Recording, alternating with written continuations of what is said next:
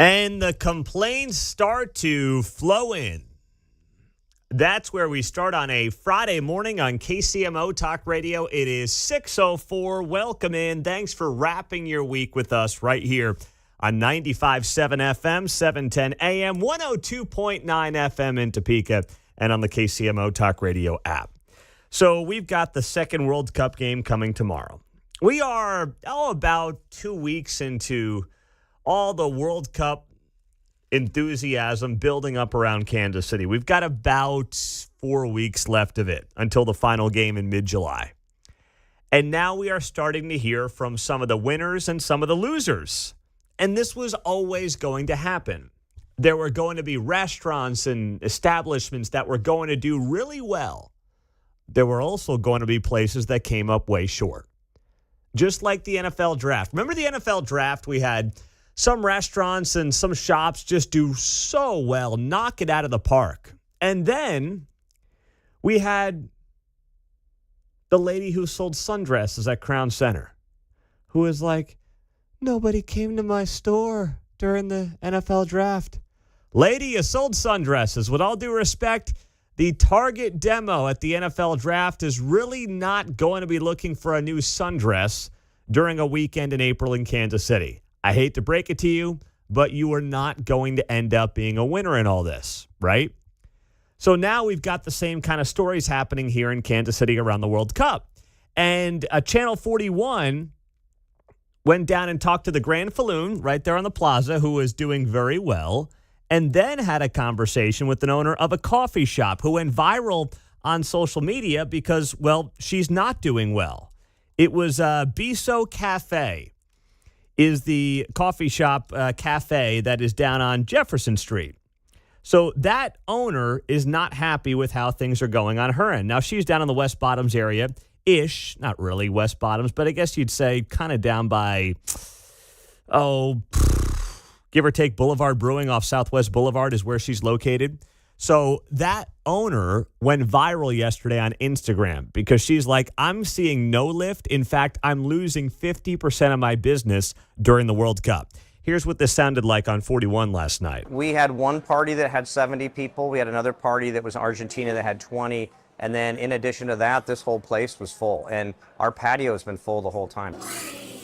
On the west side at Biso Cafe, we've had a severe decline in numbers. Owner Caitlin Benedict says they've seen a 50% drop in sales. I started asking other people. I felt like I was a failure. I was like, what did I do wrong? After investing in extra product, produce, and even staff, the investment has yet to pay off. Ended up hiring more employees last month, getting kind of like prepared for it. And said required for all of my staff to be there on those days. No one came. She says many of her regulars stayed away due to concerns about increased traffic in the area. She took to social media Wednesday to call for community support and says the response made a difference. Get out and experience FIFA and then support your local businesses because we're the only ones here. There's like not a lot of travelers at all. It's two sides of the coin. Two very different experiences. What we were told was hundreds of thousands. We didn't get any of that. They did take over, so it was really nice. We've seen a lot more people. I'm Kansas City reporter Lanita Brooks, KSHB 41 News. Oh, no. All right, listen, I want to be in a city where everybody's making money all the time. And when the World Cup comes here, people are making 2-3 times as much money. The reality is every business is going to be different. It's going to be different based on what you serve, what your location is. All those things are going to change based on this World Cup. And we're going to see more stories like this. Kansas City Star wrote a piece about this cafe, Biso Cafe, who, by the way, is getting a lot of earned media. I've never mentioned Biso Cafe on this show. Now I've said it 3 times in the last 4 minutes since we started the program here at 6. People are going to hear about this cafe on the podcast. Like, I'm happy for them. That's great. This is smart marketing by them on social media. And they've got a big social media following. This Biso Cafe has about 15,000 followers on Instagram. So they've got a nice little local niche going here. The problem is the cafe basically under the interstate, which is where they are, right off of West Penway Street, on Jefferson Street, right as you get off the interstate there. There's no reason for anyone from the World Cup to go there. There's no hotels around there. It's not a walkable part of Kansas City. It looks like they have a good business and a solid social media following, but that's for the locals. That's a local business. The idea that you would look at the landscape and be like, we're going to see a major increase in surge in sales because of the World Cup, when you're not in a major tourism part of Kansas City, you're not near any hotels for the most part, you're not in a walkable part of Kansas City. I'm kind of like looking at it and saying, like, that's the kind of business that just, there's nothing they did wrong, but they just naturally wouldn't see any increase in business because of the World Cup. Probably not having watch parties or anything like that. No, and it's like, your local cafe. Yeah, that's not what they do. So this does not mean the World Cup is a failure because a cafe on the west side isn't seeing a bump in business. That's not the story here. The story is there were always going to be winners and hopefully not losers, but this is something that needs to be noted here. And you heard the owner talk about this, that some of her regulars have not shown up because people have been scared off by the World Cup. And what have we said for weeks? There will be parts of Kansas City where, yes, it will be hustling and bustling and it will be crazy and you'll be like, get me out of here. This is too much. World Cup, blah, blah. The vast majority of Kansas City, I believe, you'll be able to go around because we do have such sprawl and you'll never notice there's a World Cup game going on or, 4 teams base camped here. It's not a knock on anybody. It's just a reality. You could go around town for the next month, depending on where you are, and have no clue that there are World Cup games happening here and there are World Cup teams base camped here. It was going to be very specific to where you are, what your business is, and what you do every day as to whether or not you would notice any of this. So, I understand that the media is going to want to jump on this as, oh my gosh, look at these small businesses. They're sucking wind during the World Cup. And trust me, I'm not looking to give anybody tied to any of this a pass. I'm just saying this is basic common sense. This is kind of just, I don't want to call it capitalism 101 because it's really got nothing to do with capitalism. It's just how these events work. Certain people are going to do well. Certain people are not going to see that lift. You just hope that they don't get hurt.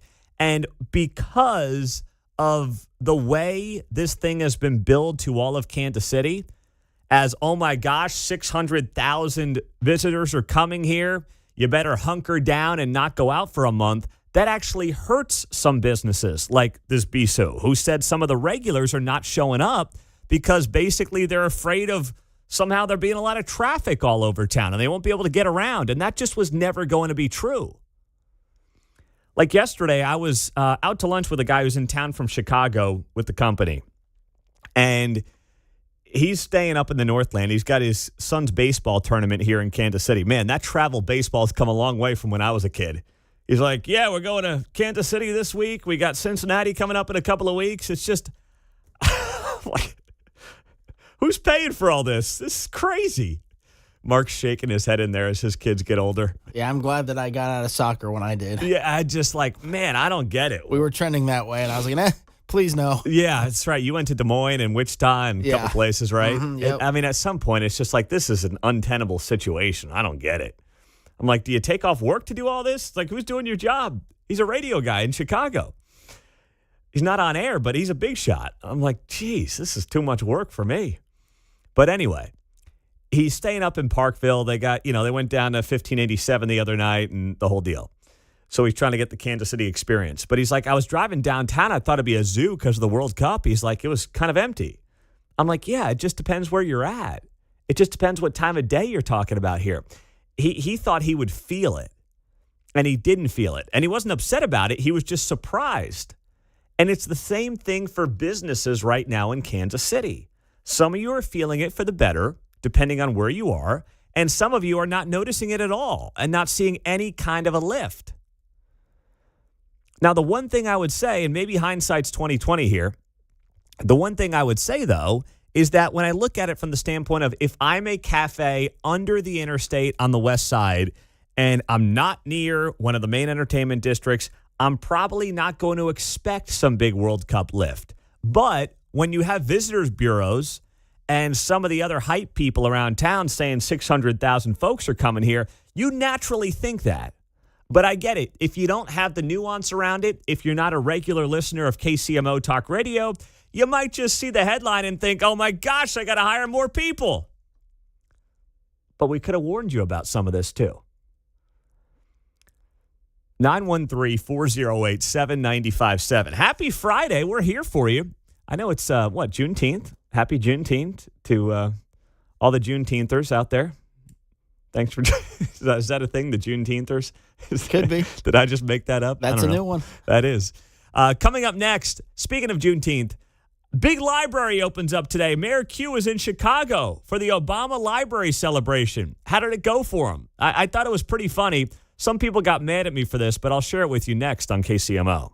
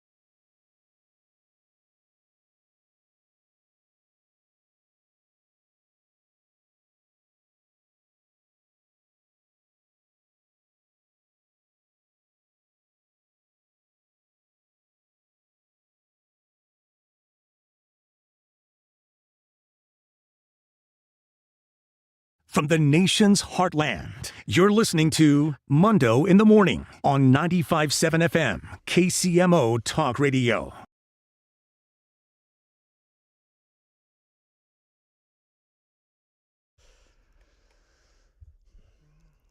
This is a little throwback, little LFO on a summer Friday, 6:20. Good morning. Glad you're here on KCMO Talk Radio 95.7 FM. Tough day for Mayor Q yesterday. I'll get to that coming up here. Charlia is in Kansas City. Good morning, Charlia. What's going on? Hey, I just want to say, you guys, I love you, and you all rock. That's very nice of you, Charlie. A happy summer Friday. What made you inspired to call in and just tell us how much we rock on a Friday? Well, my internet and my messaging on my phone went out, so I'm stuck to a FM AM radio, and you are my favorite people to listen to. Well, that's very nice of you, Charlie. You know what? Even when you get that internet fixed, I hope that you'll stay with us on the FM AM radio dial. I will. I love you guys. All right, Charlie. Have a great weekend. You too, baby. Happy Juneteenth. There you go. I love it. There you go. I like that. You know, here's the beauty of it, though. When she gets the internet back, she can just pull us up on her KCMO Talk Radio app, and away you go. Now, a lot of people were not saying what Charlia just said to me last night on X. They were very upset with something I put up on social media. So we were giving Mayor Q a hard time yesterday. And it was all in good fun. He was on the show after he landed in Chicago from Kansas City. He was on the show at 8:30 yesterday, the mayor of Kansas City. And that's because he was going to the Obama Library grand opening. Big event yesterday. You had, Springsteen was there. You had Stevie Wonder in the house, John Legend. Who else? Bono. I mean, the whole cast of characters, right? All there. Common. And Obama's opening up this library on the south side of Chicago. So Mayor Q flies up, and Mayor Q, he calls himself the Aldi brand Obama. He has some fun with it. And he's on the show yesterday, and I said, hey, are you there to, be one of a handful of people to celebrate Obama's library, or is it like you and 5,000 of your closest friends? And the mayor says, well, it's me and 5,000 of my closest friends. He admitted that, this was not some super exclusive event. He was there to just celebrate Obama. And let's be honest, as he told us on the show, he was also there to, rub elbows with the right people. Joe Biden was there. What did he call Mayor Q a couple of years ago when he was in Kansas City? I forget. But we had some fun with that. So, he's there to kind of set the foundation for his next political move, in part. Never a bad thing. I get it. It's part of the game. It's all good. But the mayor yesterday posted a photo of the Obama Library. And listen, if you think Trump has bad style with all the gold, and I'm not really a big gold guy, so I'm not really when it comes to style, Trump and I stylistically really don't see eye to eye, I would say. But you can't knock Trump style and think this Obama Library is anything but an eyesore. I'm sorry, that is not political. I mean, the thing is just a hideous building. But Mayor Q posts a picture of the Obama Library yesterday at about 11 o'clock in the morning, and he writes, amazing. And that was kind of the only real photo of note that he had up yesterday from this trip up to Chicago. So I shared the photo, and I wrote, when you flew in for the Obama selfie, but had to settle. Because you know what I know, you fly up to Chicago if you're Mayor Lucas, you want the Obama selfie, right? You want something of note. Instead, all he gets is a picture of this hideous building. And, I mean, my goodness, my mentions went nuts. Some people are like, oh my gosh, you're such a blank.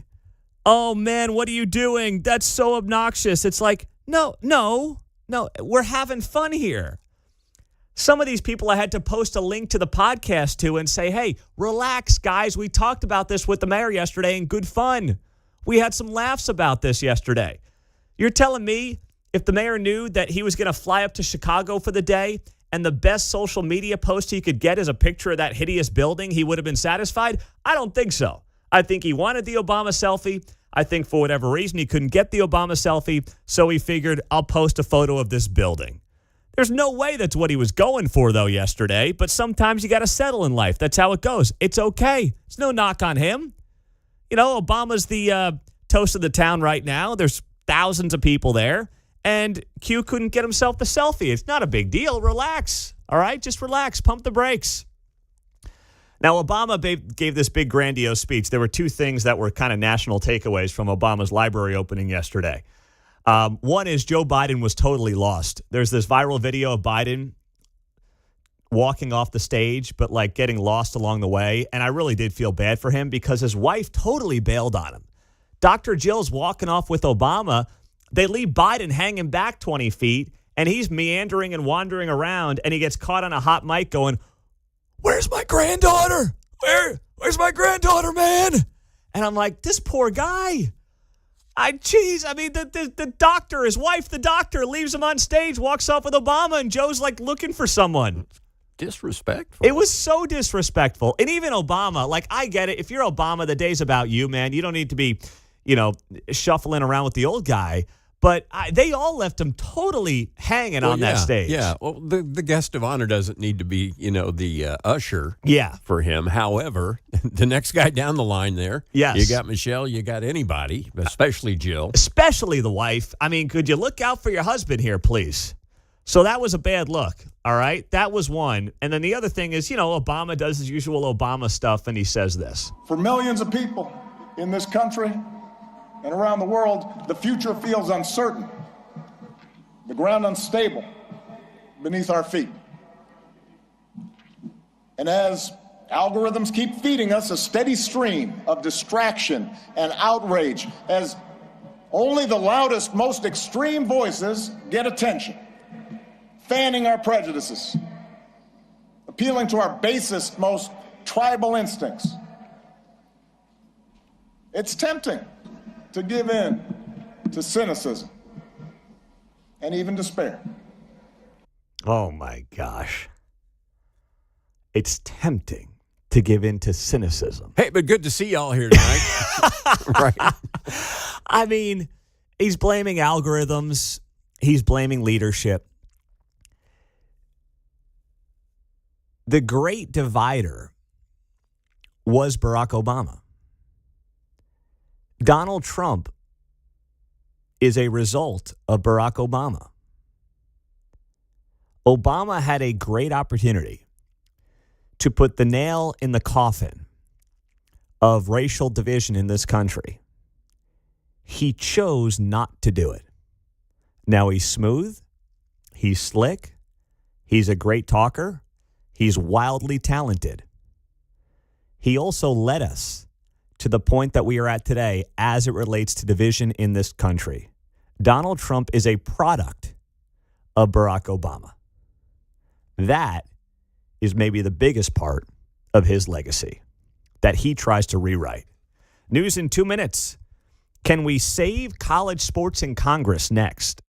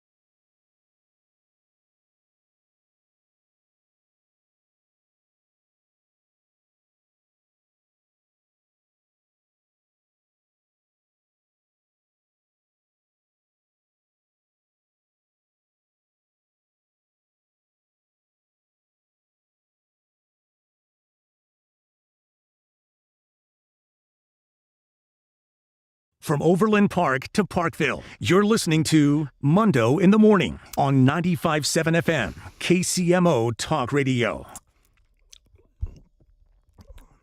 Getting Congress involved in anything for me is always kind of like a last straw. You know, it's like if we got to do it, we got to do it. And the reality is for college sports, we have no choice. It is such a mess. And we are at risk of losing what makes college sports great. And that's not just, by the way, big-time college football. It's not just Mizzou football or KU basketball or, K-State something. Sorry, they're kind of having a rough go these days. But hopefully turning things around with, Colin Klein this fall. But it's not just about that. It's about the hundreds of thousands of student athletes who don't play revenue sports who are at risk of losing scholarships if we continue down this path of college athletics. So yesterday, the Protect College Sports Act, spearheaded by Ted Cruz out of Texas and Maria Cantwell, a Democrat out of Washington, would provide the NCAA with antitrust exemptions that could enforce a cap on payments to athletes, as well as rules related to eligibility and transfers in college sports. So this got out of committee yesterday. The United States Senate is actually going to vote on this Protect College Sports Act. Now, I know some of you are going nuts right now, and you're like, I don't care. I want the Save America Act, because, that's all some people want to talk about. Okay, well, you're not getting it. The votes aren't there for that, unfortunately. So let's not make it an either or. Let's look at it as fans who like watching college athletics on a Saturday, whether it's, once again, Mizzou football, which is going to be right here on KCMO Talk Radio this fall, the exclusive home in Kansas City of Mizzou athletics, or you're going to be watching KU basketball this winter. If you're just a casual college sports fan or a diehard, this is a step in the right direction. Eric Schmidt, Missouri U.S. Senator, gave an update yesterday on this Protect College Sports Act getting through the Senate committee. It will now go to a full vote of the United States Senate. Very few things, I feel like, actually get to a full vote in the United States Senate because the Senate doesn't really do much these days. So they actually have some work to do. Here was Eric Schmidt, Missouri U.S. Senator, yesterday. I've talked a lot about the chaos in college sports, but there was a big development today, and here's what it was. The Commerce Committee voted out in a bipartisan manner legislation that does a couple of things. You've all heard of the transfer issue, the portal issue, no real eligibility rules, players going to the pros, coming back. All that has created this chaos. So the first bucket of solutions here is to create structure, one transfer, one free transfer, 5 years of eligibility, making sure student athletes are protected with healthcare, making sure they can't lose their scholarship if they're injured, those sorts of things. And then the second bucket is on the revenue side. If college football is a $4 billion industry and you can't pool your media rights, we want to allow them to be able to do that. The conferences could potentially pool their media rights, generate a lot more revenue to protect those non-revenue sports, women's sports, Olympic sports. There's about 500,000 student athletes in this country, and under the current structure, the way the trajectory is, a lot of those opportunities are just going to go away. You're going to lose hundreds of thousands of scholarships because those sports that don't generate revenue are just going to become club sports. And so this legislation goes a long way in helping address this issue that matters a lot to the American people. College sports, college football, the things that people watch on TV are really American institutions. We want to protect them. They are American institutions, says Eric Schmidt, and we want to protect them. And he's right.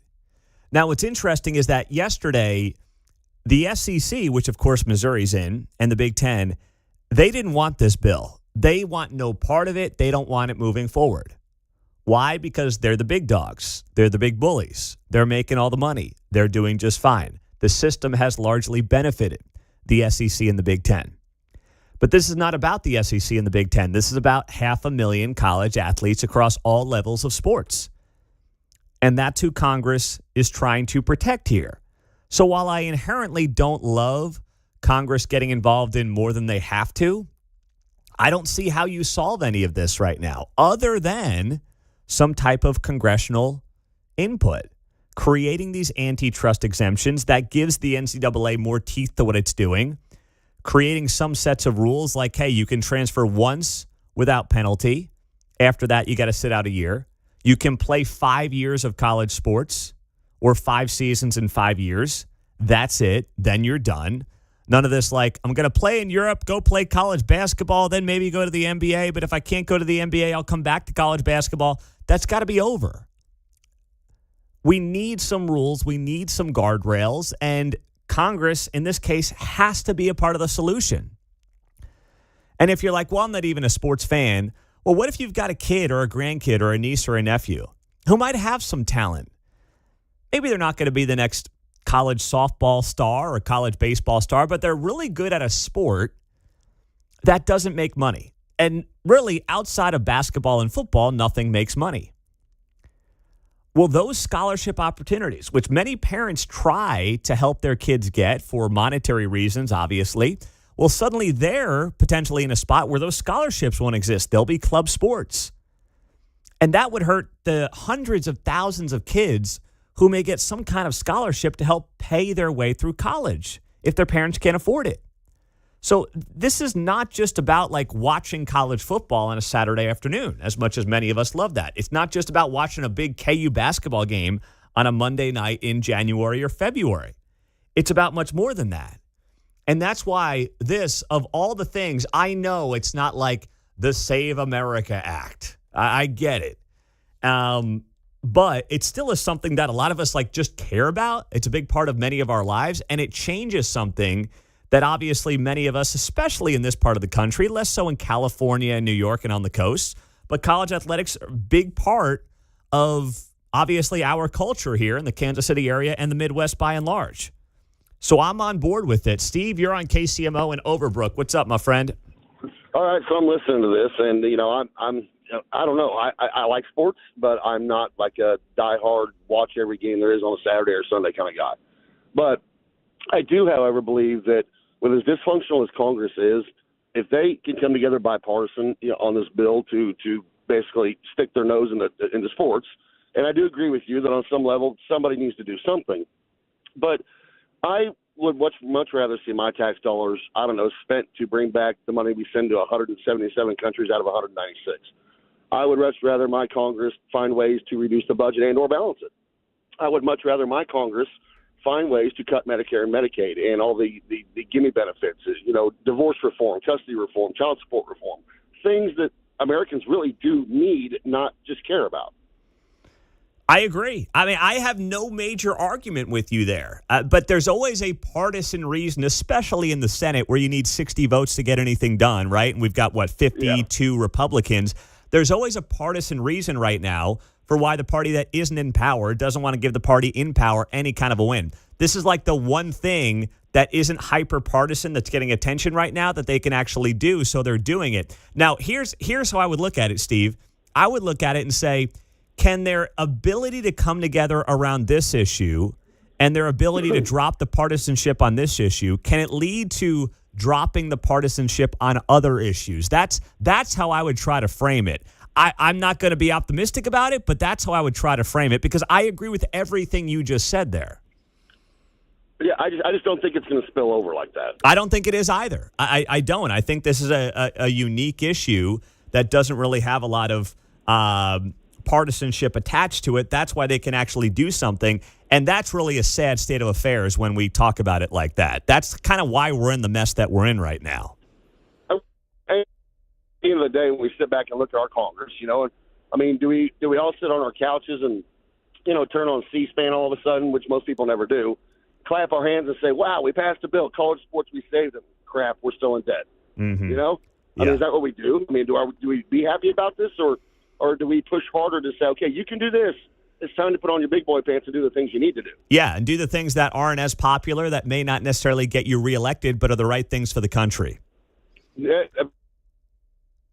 to be friends with anybody, they don't go do any of that. They don't go there to get reelected. Yep. Doing the right thing.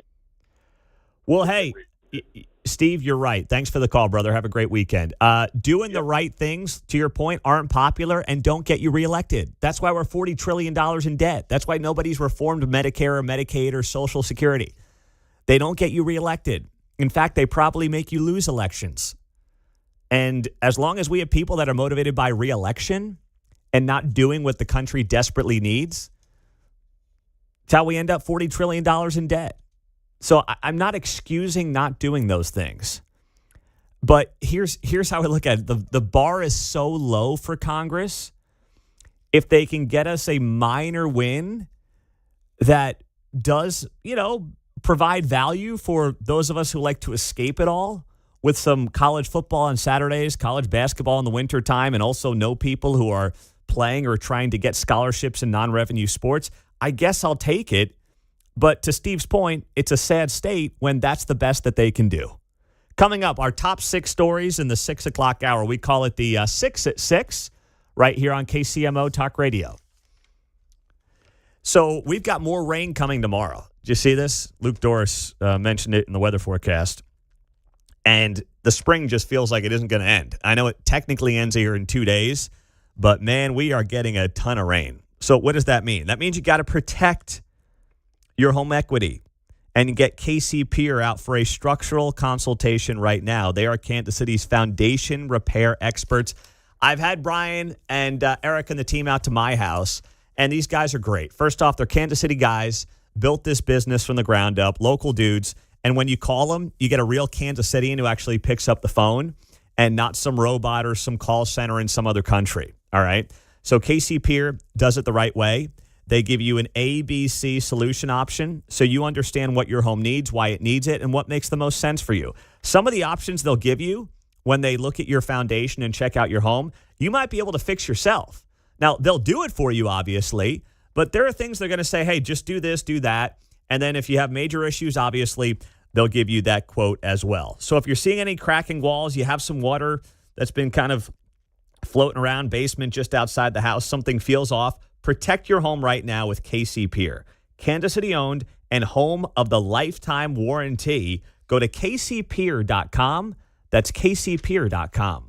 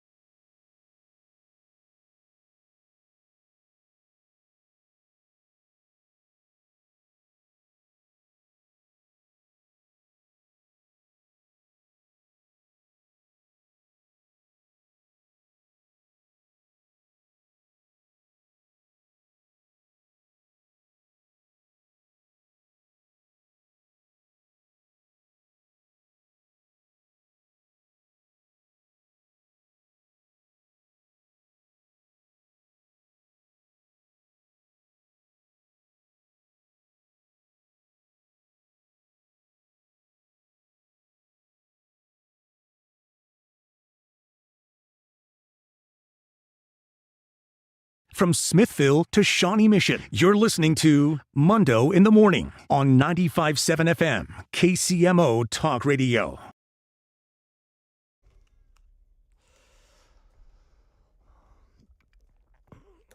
$6:50 on a Friday morning on KCMO, our last Friday of the spring, technically. Happy early Father's Day to every single dad out there. We're looking forward to our Feature Friday segment coming up at 9 o'clock. We have an in-studio guest for a half hour. Brad Holdhusen is going to be here of the Fathers Club, a great organization right here in Kansas City, supporting kids in schools all over town. So that's going to be a good conversation, 9 o'clock this morning, right here on KCMO. It's that time of the morning. Let's do it.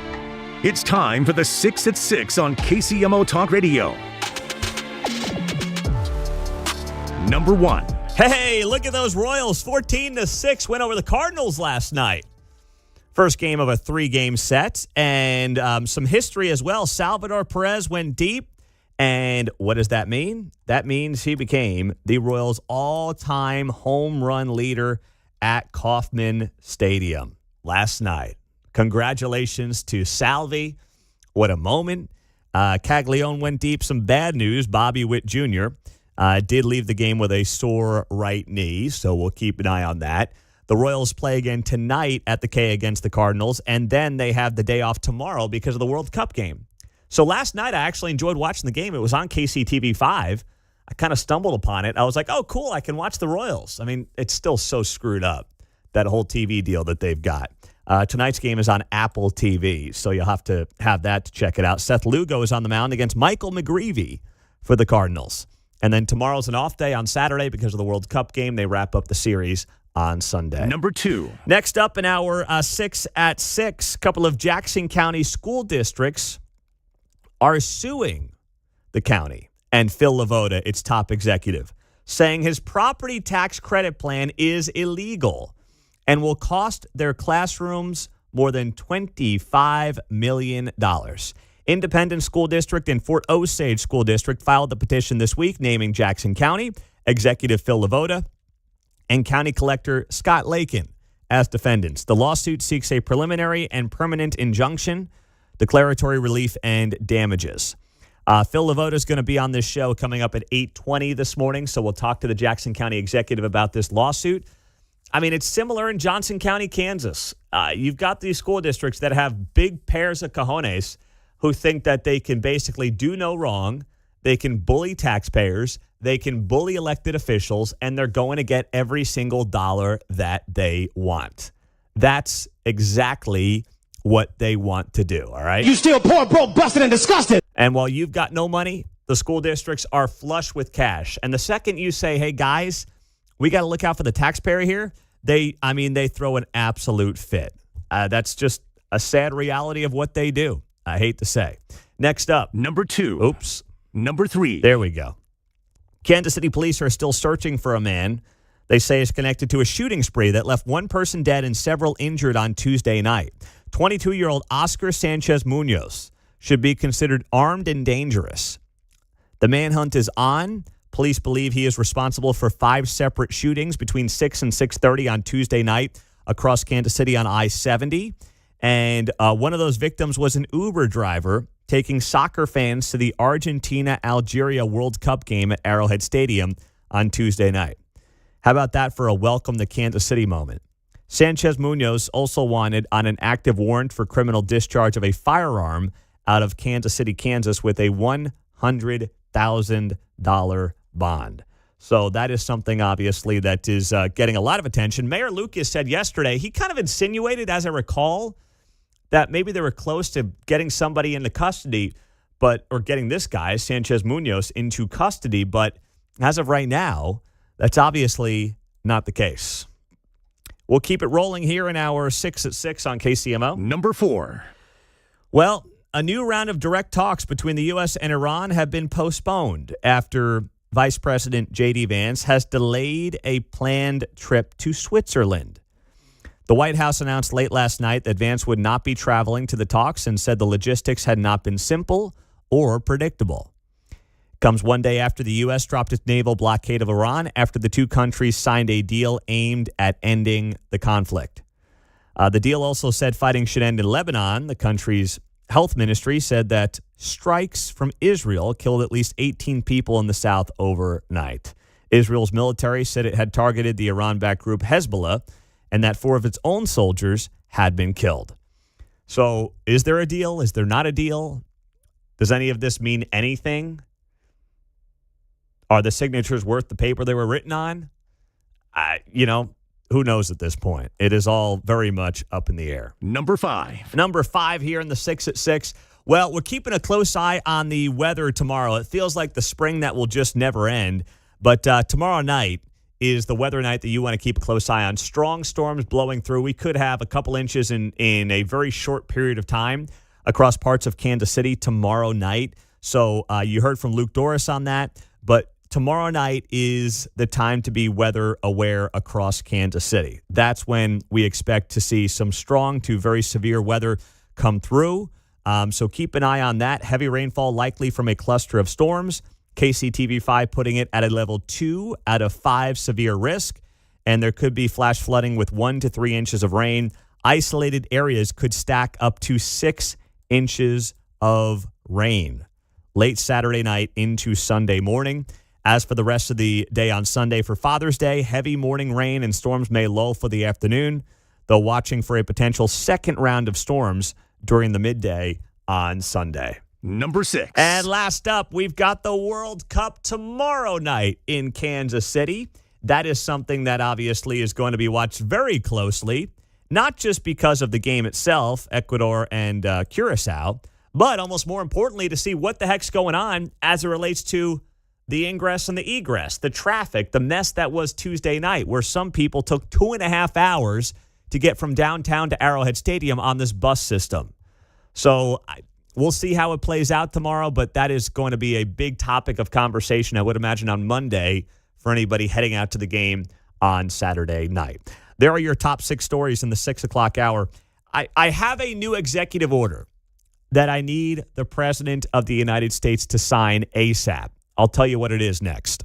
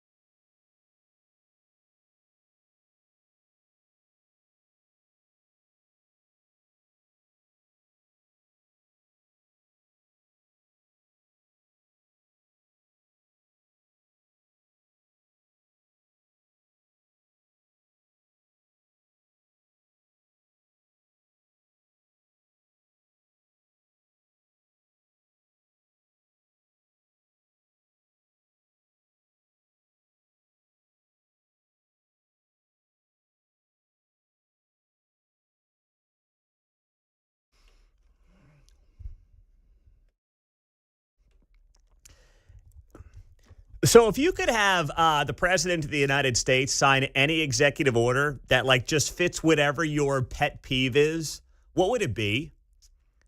I'm asking you, like, there's no wrong answer here. I want to have some fun with this because I know what mine is. All right. I'll let John and Mark think of one, and you can join us on a Friday at 913-408-7957.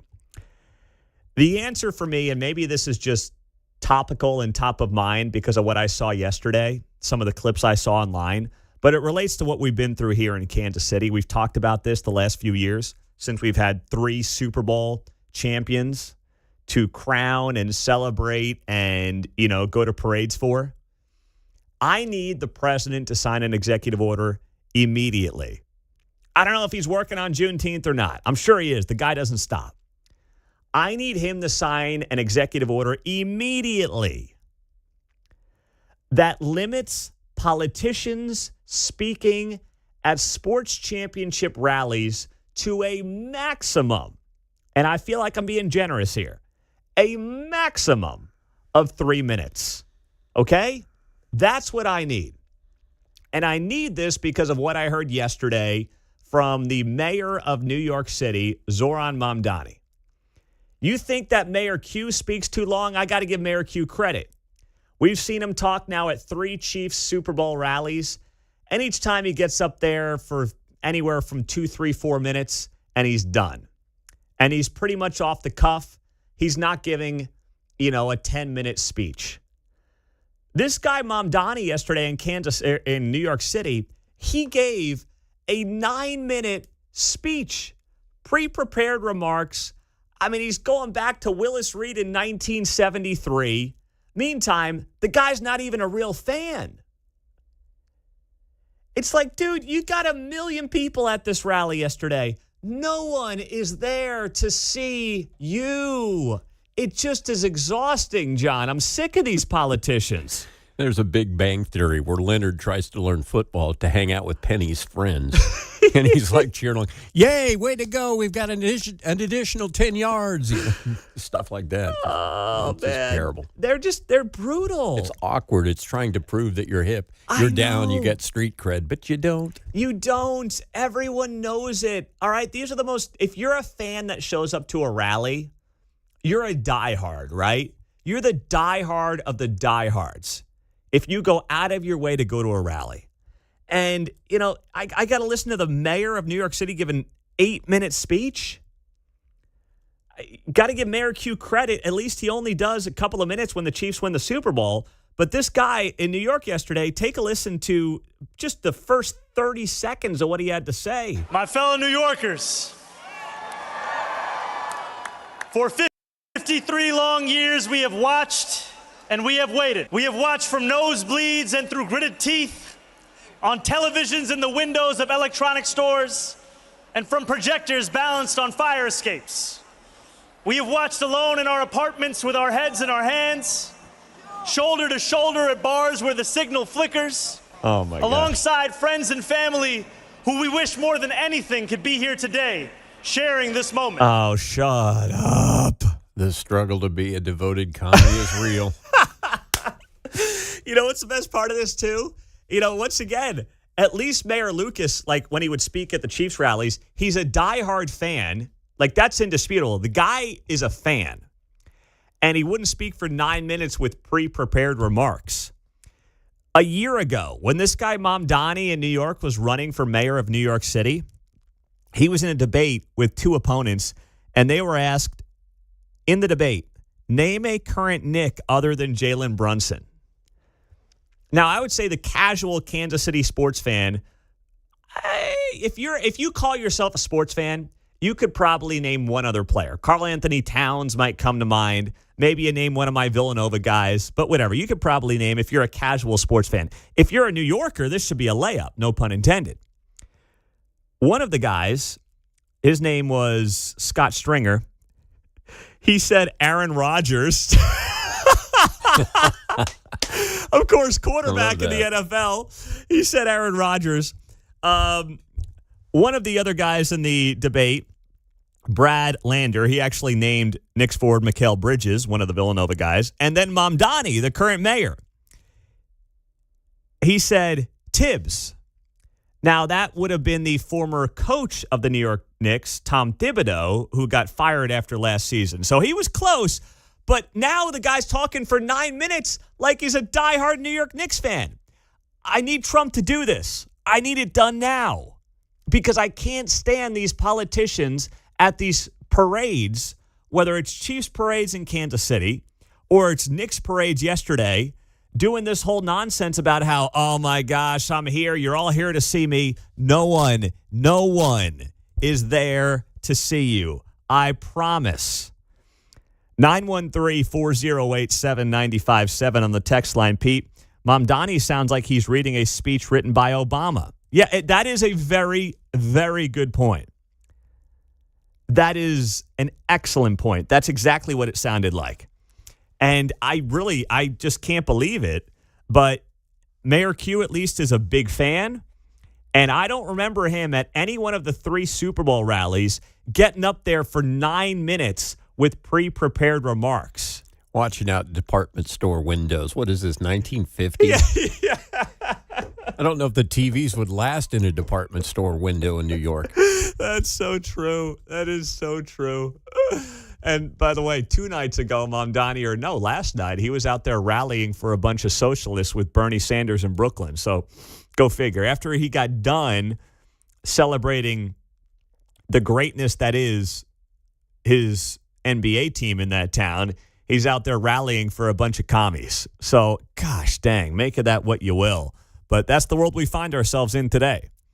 Now, speaking of Obama speeches, 913-408-7957, and Mayor Q, he was there yesterday in Chicago. We had some fun with the mayor of Kansas City. He flew to Chicago. He called into the show, and he was hyping up the fact that he was going to be at the Obama Library yesterday for the grand opening. The official opening for the public is today. And there was a lot that Obama said yesterday. But here's one of the clips I haven't played yet from Barack Obama yesterday at the grand opening of his library on the south side of Chicago. I am not immune to anger or doubt, but I do know this. When we lose faith in each other, when we stop believing that voting matters, that citizenship matters, that our collective voices matter, that how we treat each other no longer matters, then we give away our power to decide our own futures. We open the door to the most ruthless or the most careless or the most fearful among us who see some groups and some people as more equal than others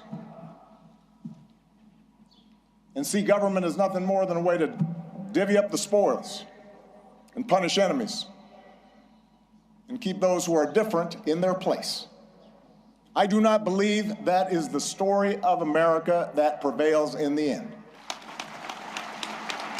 I don't believe it because for us to give up, for us to give in now, after all this country's been through, to cynicism and division would be a betrayal of our founding ideas. He's so good.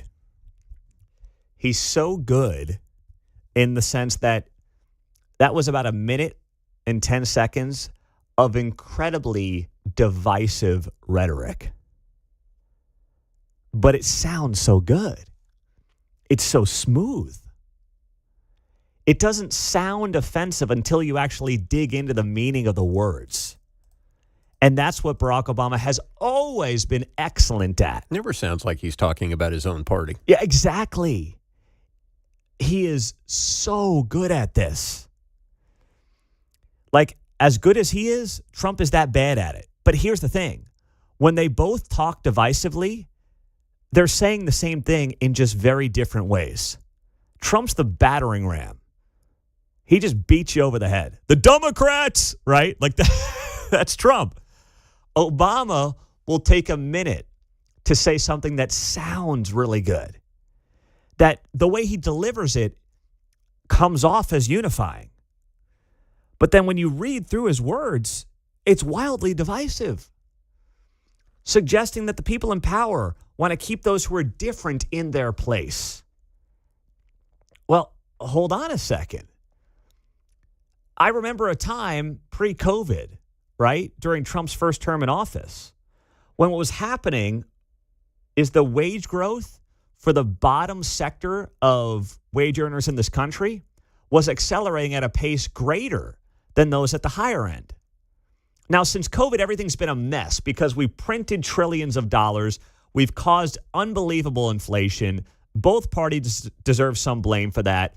And it's been very difficult to lift up the lower class. If you're not an asset owner since COVID, you've been left behind. It's a sad reality of the situation right now in this country. But the insinuation there from Barack Obama that there's a political party that wants to keep people who are perceived as different in their place. And there are people who want to punish their enemies. Is there an element to that to Trump? Yeah, sure there is. Yeah, there sure is. But I also remember a guy who was spying on the then Donald Trump campaign going back to 2016. And, I'm old enough to remember that 9-10 years ago because I wasn't in a coma.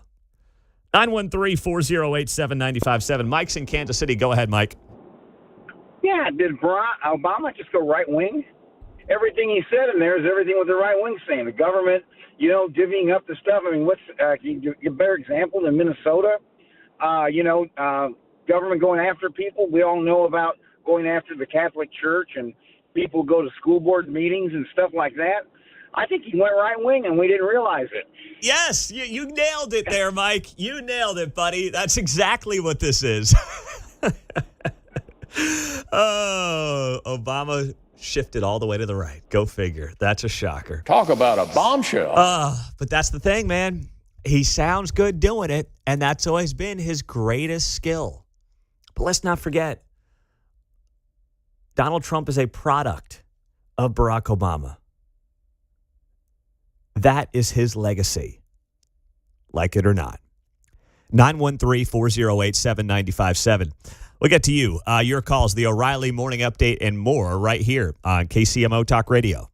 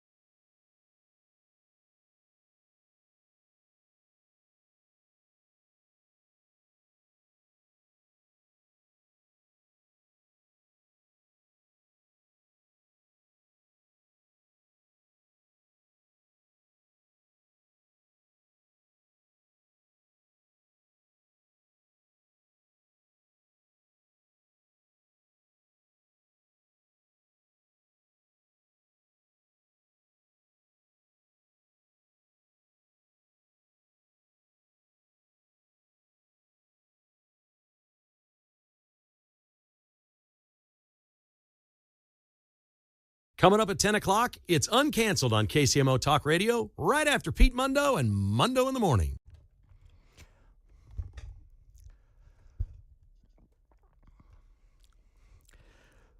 Text line is 913-408-7957. Also, how you join us on a Friday morning. Bill O'Reilly weaving into our last conversation here.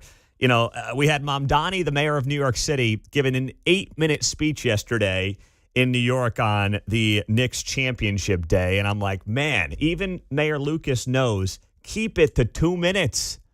You got Obama, who, of course, opened up his library yesterday as well up in Chicago. Our mayor was there. I gave him a bit of a hard time on X yesterday. He posted a photo of the Obama library, and he just wrote, amazing. And my comment to the mayor was, when you flew in for the Obama selfie, but you had to settle, ...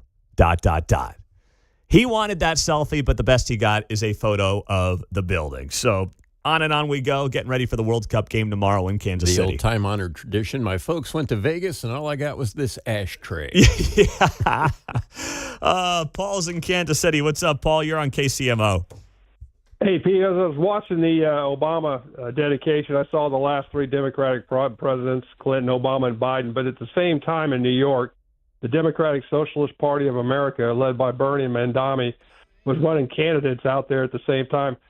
I believe Obama, Clinton, and Biden are done for. These guys got a kinetic energy, these communists do, and they're getting ready to take out this Dan Goldberg, this establishment Democrat that's on the media all the time. They're getting ready to wipe him out with a guy that's had one job his whole life, Brad Lander.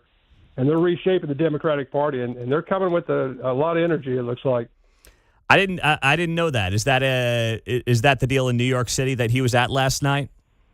Yes, yeah, they had a rally there. They brought that one lady up there that says we don't need to deport criminal illegals because it's not fair to them. So if the guy murders somebody, it's not fair to ship him back to his home country. I mean, this is who they are. But wow, they've got money. They've got money with AOC up there in New York, and they just won the D.C. mayor race with the Looney Tunes communists. Yeah. Here's what's amazing, Paul.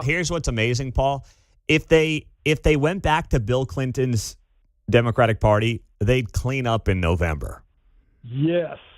Yeah. They would. I mean, the Republicans are vulnerable right now. I mean, I think they'd have a good November, but if they're going to roll out these, Bernie Sanders light folks, you know what? A lot of people are going to say, maybe the Republicans haven't been great, but I can't vote for that. That's right. That's right. Even Bernie, you kind of took him as we grew up with Bernie, but these people are AOC and Mamdani are far left of Bernie, and they're young, they've got energy, they're drawing a lot of money, so we just can't take it for granted out there. That's wild. Thank you, Paul. Appreciate the insight. You bet, Pete. Have a great weekend. You too, brother. Thanks so much. Well, speaking of, I didn't hear that speech. I saw it just now on TV, just the rally from last night for one of those far left folks with Mamdani and Bernie Sanders and whatnot. But, when you hear people get up on any political stage and say like it's wrong to say deport somebody who is here illegally. Federal officials say that Abraham Hermosillo Alvarez, identified in court documents as the alleged ringleader of a plot to attack the White House UFC event this past weekend, was in the country illegally after overstaying a visa. According to Homeland Security information, Alvarez came to the United States as a child and received deportation relief through the DACA program in 2014. That was the Deferred Action for Childhood Arrivals program after failing to leave when his B-2 visa expired back in 2001. Now, 5 co-conspirators have been arrested in what investigators describe as a plan to use explosive-laden drones to force an evacuation from the UFC event on Sunday night, followed by sniper fire aimed at the fleeing crowd.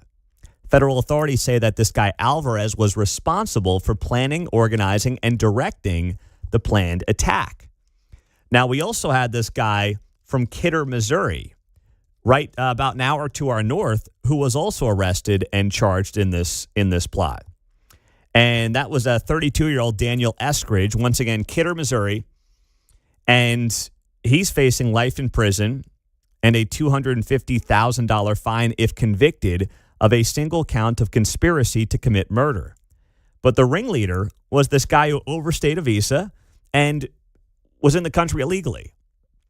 Does that mean that every person who's ever been in the country illegally wants to do this? No, but it's like this is why you need to have some semblance of order as to who's coming in and who's not coming in and who's leaving. It's as simple as that. Coming up, I want to share a story with you about a great foundation protecting kids this summer, plus our final golf qualifier on this show next.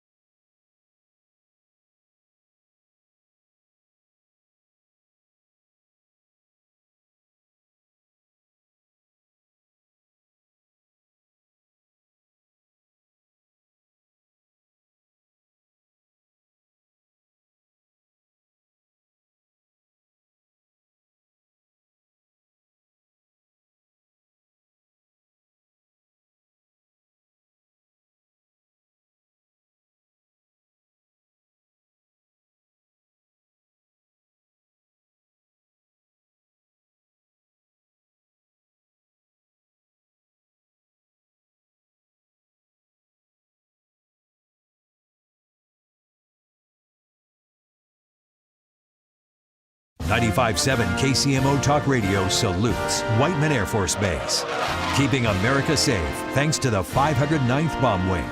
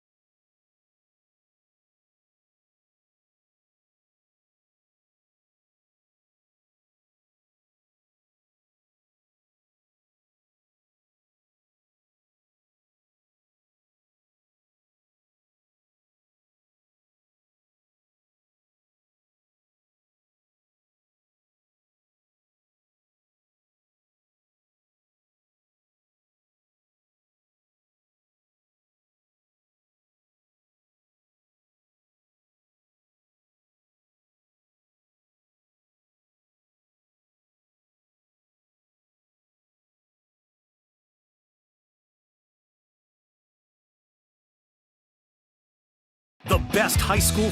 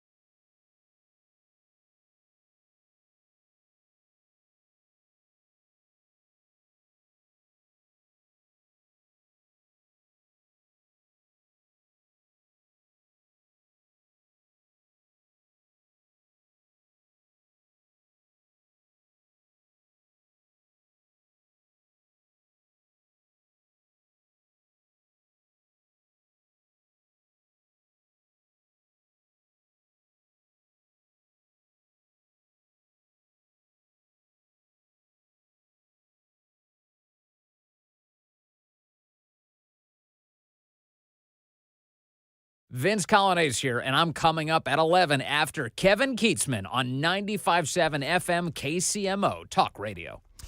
We are happy to welcome onto the show and say good morning to Marc Pedrotti. He is with the Joseph Pedrotti Memorial Foundation organization. They are going to be out at Rainy Day Books tomorrow in Fairway. We'll tell you why and get to the entire story here on KCMO Talk Radio. Marc, good morning. Thanks for coming into KCMO. We appreciate your time. Good morning, Pete. Thanks for having me on. So let's just start off with your story, the foundation on behalf of your late son. What is the Joseph Pedrotti Memorial Foundation for those who don't know? Yes, it's a foundation we started a little over 5 years ago after our son Joe passed away from a tragic drowning accident caused by underwater hypoxic blackout. And the foundation really actually is really started so that my wife and I, the board members are Joe's friends, and really to keep his memories and legacy alive. But besides that, we want to do really educate other families about underwater hypoxic blackout, the dangers of that, to try and prevent those tragedies.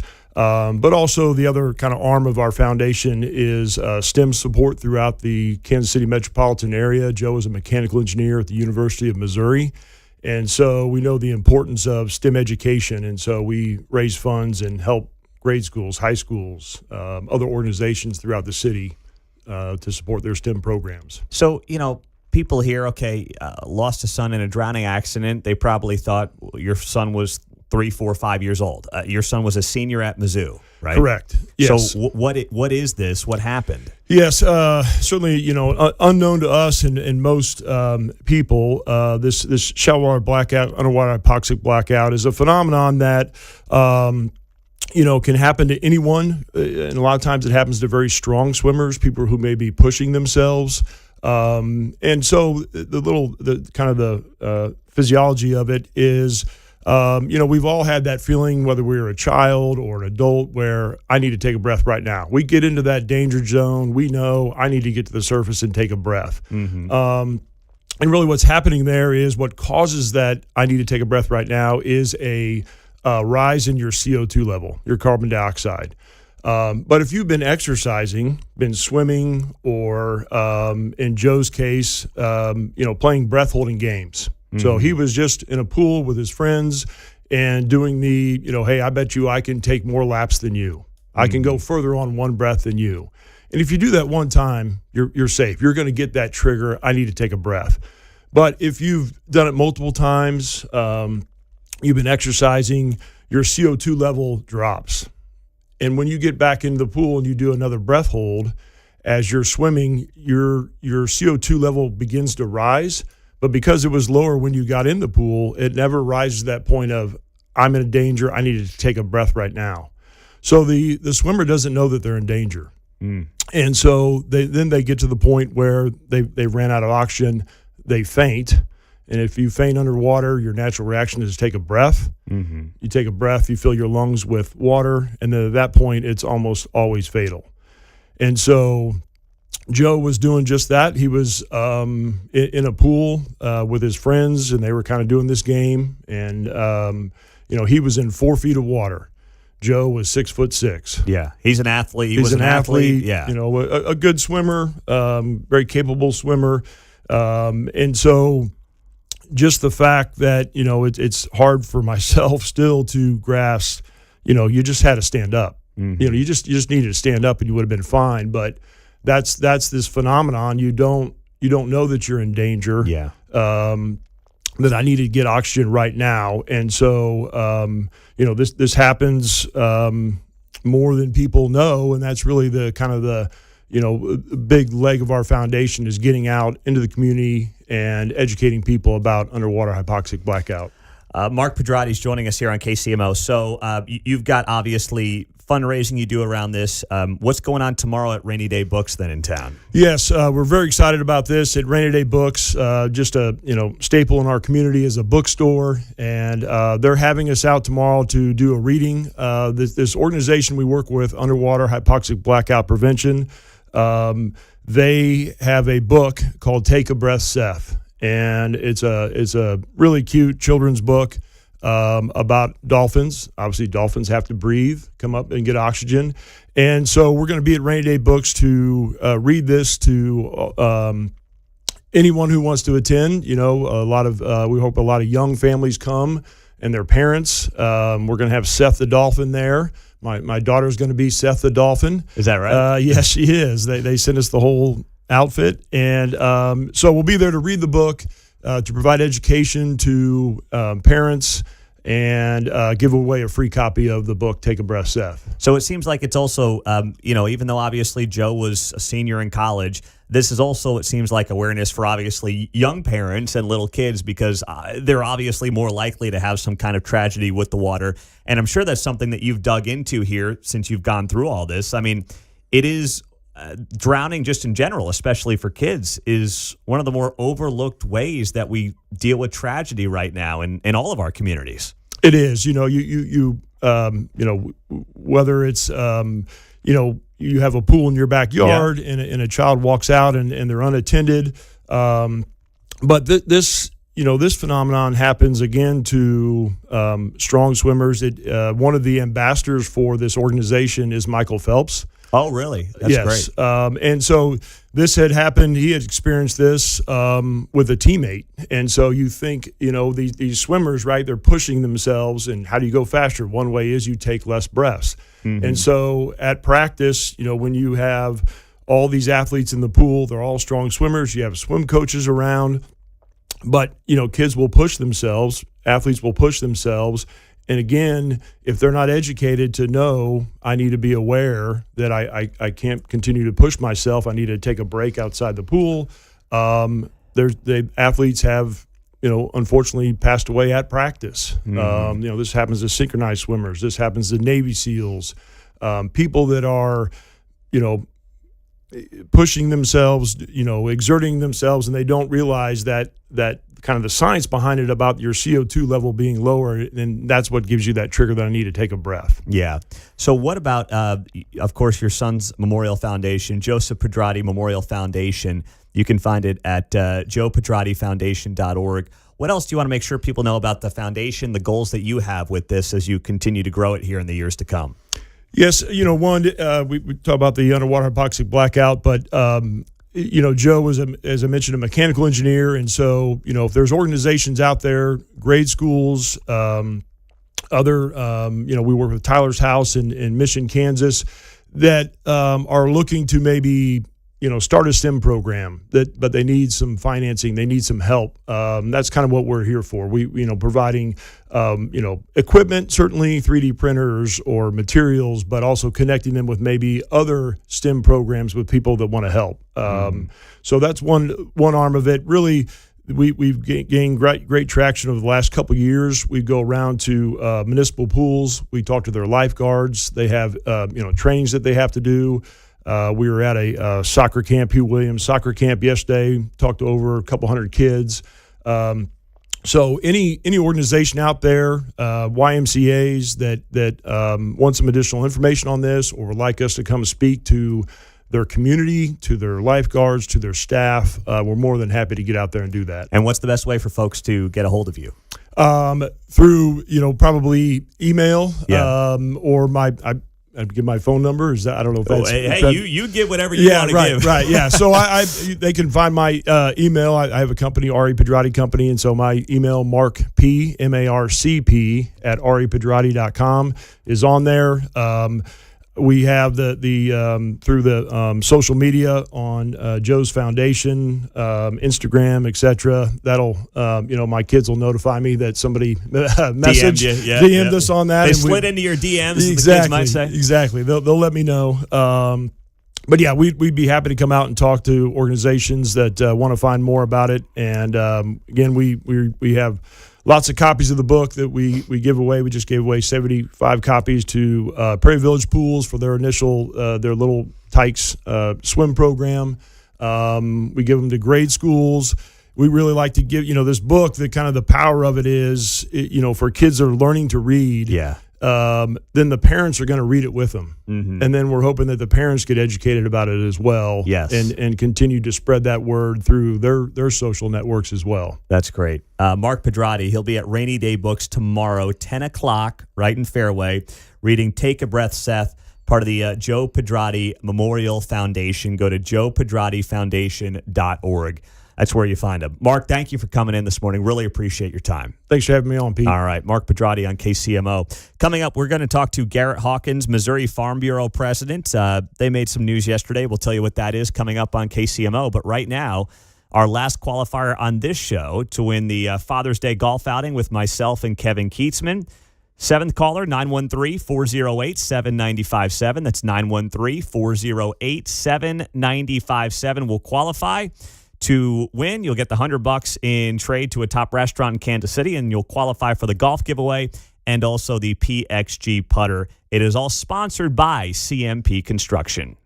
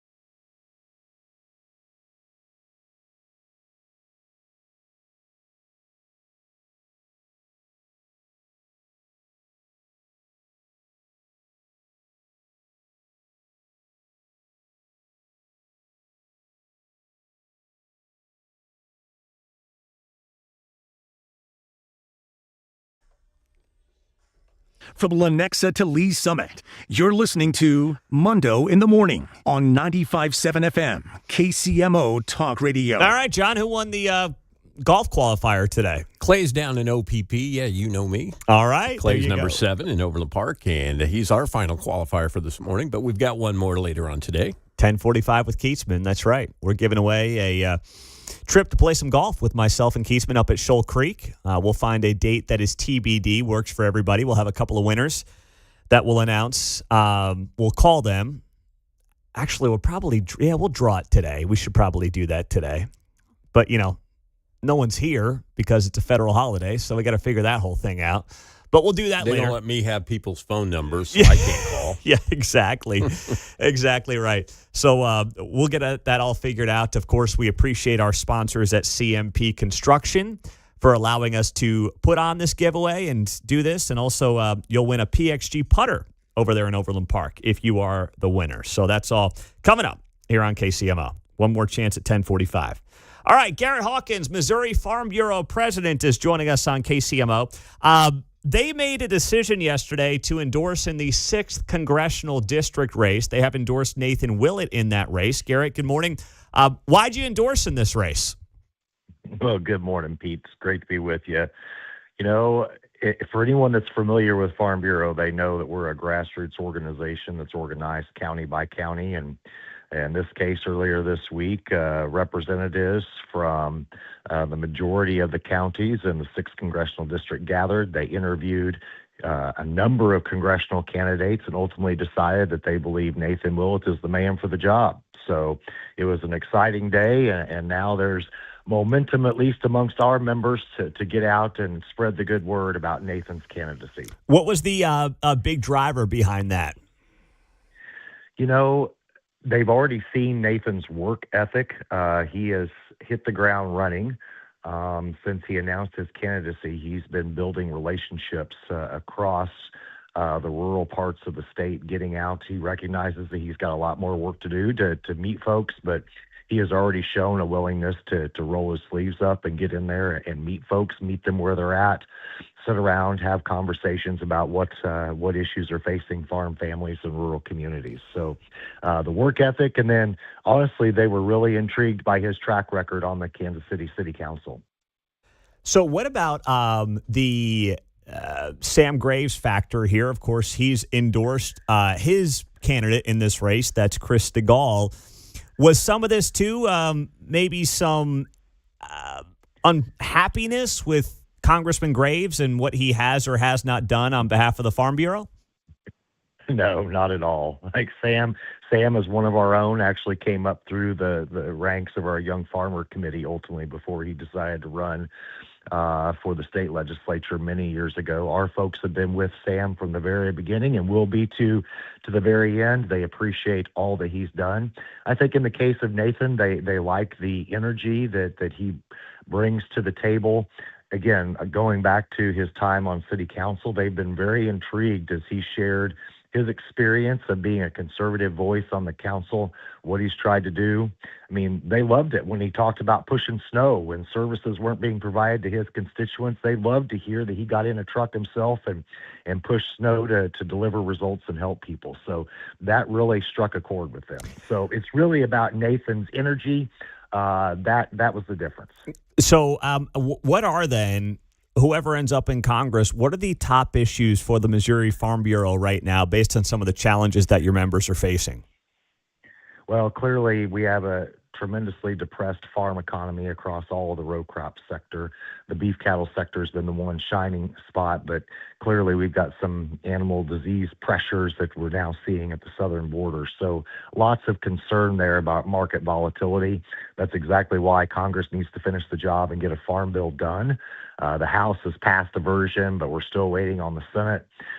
Clearly, the 6th district congressman that represents from river to river and everything in between has to be a staunch advocate and the leader within the Missouri congressional delegation when it comes to common sense management of the Missouri River. So Sam has clearly carried that water As chair of the Transportation and Infrastructure Committee, he has long been such a leading voice in this space, and truly, whoever takes this seat will need to continue that track record of making sure that the river is managed for flood control and navigation. What is a topic or issue that your members are dealing with right now that you don't believe is getting nearly enough attention? Well, everything that's happening in the energy space, we've been saying for a number of years now that we're at the crossroads as a nation when it comes to power generation and transmission and that intersection with private property rights. So actually, Sam has introduced a bill to help us on another private property rights matter with regard to rails to trails reform. But we've got a lot of work to do. We know there is a need for energy infrastructure, and there is a lack of recognition at all levels of government that farmers and landowners are the backbone who have to house this infrastructure, work around the infrastructure for the rest of their lives and their kids' lives. And we've got to do better of treating landowners, respecting them, and treating them as partners in this new energy age. So that's going to be an ongoing conversation. And, obviously right now, what's in front of us, we've got a couple of ballot measures that we're working on that our members are putting front and center that really are paramount that we get passed in August. Which ones are those? Amendment 1, which would reauthorize or renew the park, soils, and water sales tax that has made Missouri the crown jewel when it comes to state parks as well as to soil and water conservation. And then Amendment 4, which would actually help level the playing field and make sure that all Missouri voices are heard when constitutional amendments are considered. So you want a yes on 1 and a yes on 4? Exactly. Okay. Last thing here for you, Garrett Hawkins, Missouri Farm Bureau president. What is the thing about northern Missouri and when it relates to the farming community in particular that maybe folks in the Kansas City area don't know as much about? So Missouri ranks number 2 in the nation in number of family farms. The Northland, or everywhere north of the Missouri River, North Missouri, one of every 3 Missouri farms is located here in the 6th Congressional District. And 36% of Missouri's agricultural sales also are generated from the 6th Congressional District. So I like that. That's a perfect. Yeah. There you go. That's a water cooler topic right there for folks, who are going to work today. You got it. I like that. That's a good Jeopardy question too. If there was specific Missouri Jeopardy, that would make the list. There you go, Pete. That's very good. All right. Garrett Hawkins, Missouri Farm Bureau president on KCMO. Thanks for being here, Garrett. Thanks a lot, Pete. Appreciate you. You bet. Have a great day. There you go. All right. 913-408-7957. How you join the show on a Friday morning. Coming up next, FIFA doesn't actually think we've got a problem here. Are you kidding me? We'll get to it after the news.